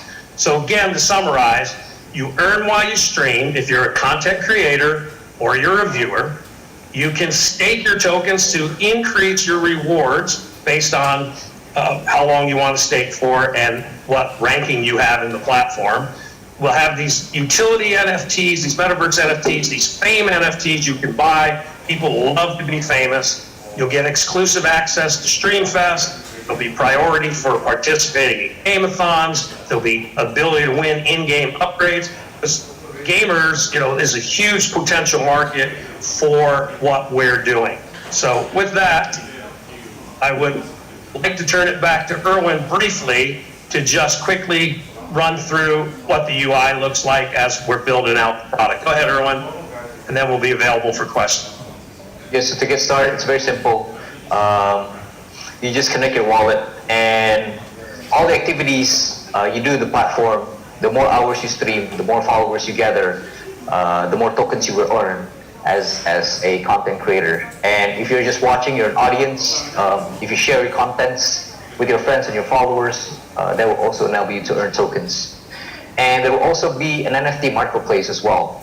So if you're a gamer, you earn NFTs from your games, you can exchange those NFTs in our marketplace. And we as a platform will also offer NFTs as well based on your contributions in the platform. Thank you, Erwan. I want to say thanks to the HECO folks for holding this and letting us have an opportunity to present. Again, we're streamy.defi. If you need to email us, it's here, business@streamydefi.com. We welcome any questions. Whomever might have the first question, go right ahead. Thank you so much, Daniel, for the wonderful presentation. They will be able to add you via Telegram and contact you if they have any questions. Perfect. That's fine. We appreciate the opportunity, and then please contact us so you have our details. And we look forward to interacting with anybody that would like to talk to us further. Thank you. That concludes the last presentation for today. So thank you guys for attending our event. And now it's our networking session, so feel free to drink and to mingle around. Thank you so much.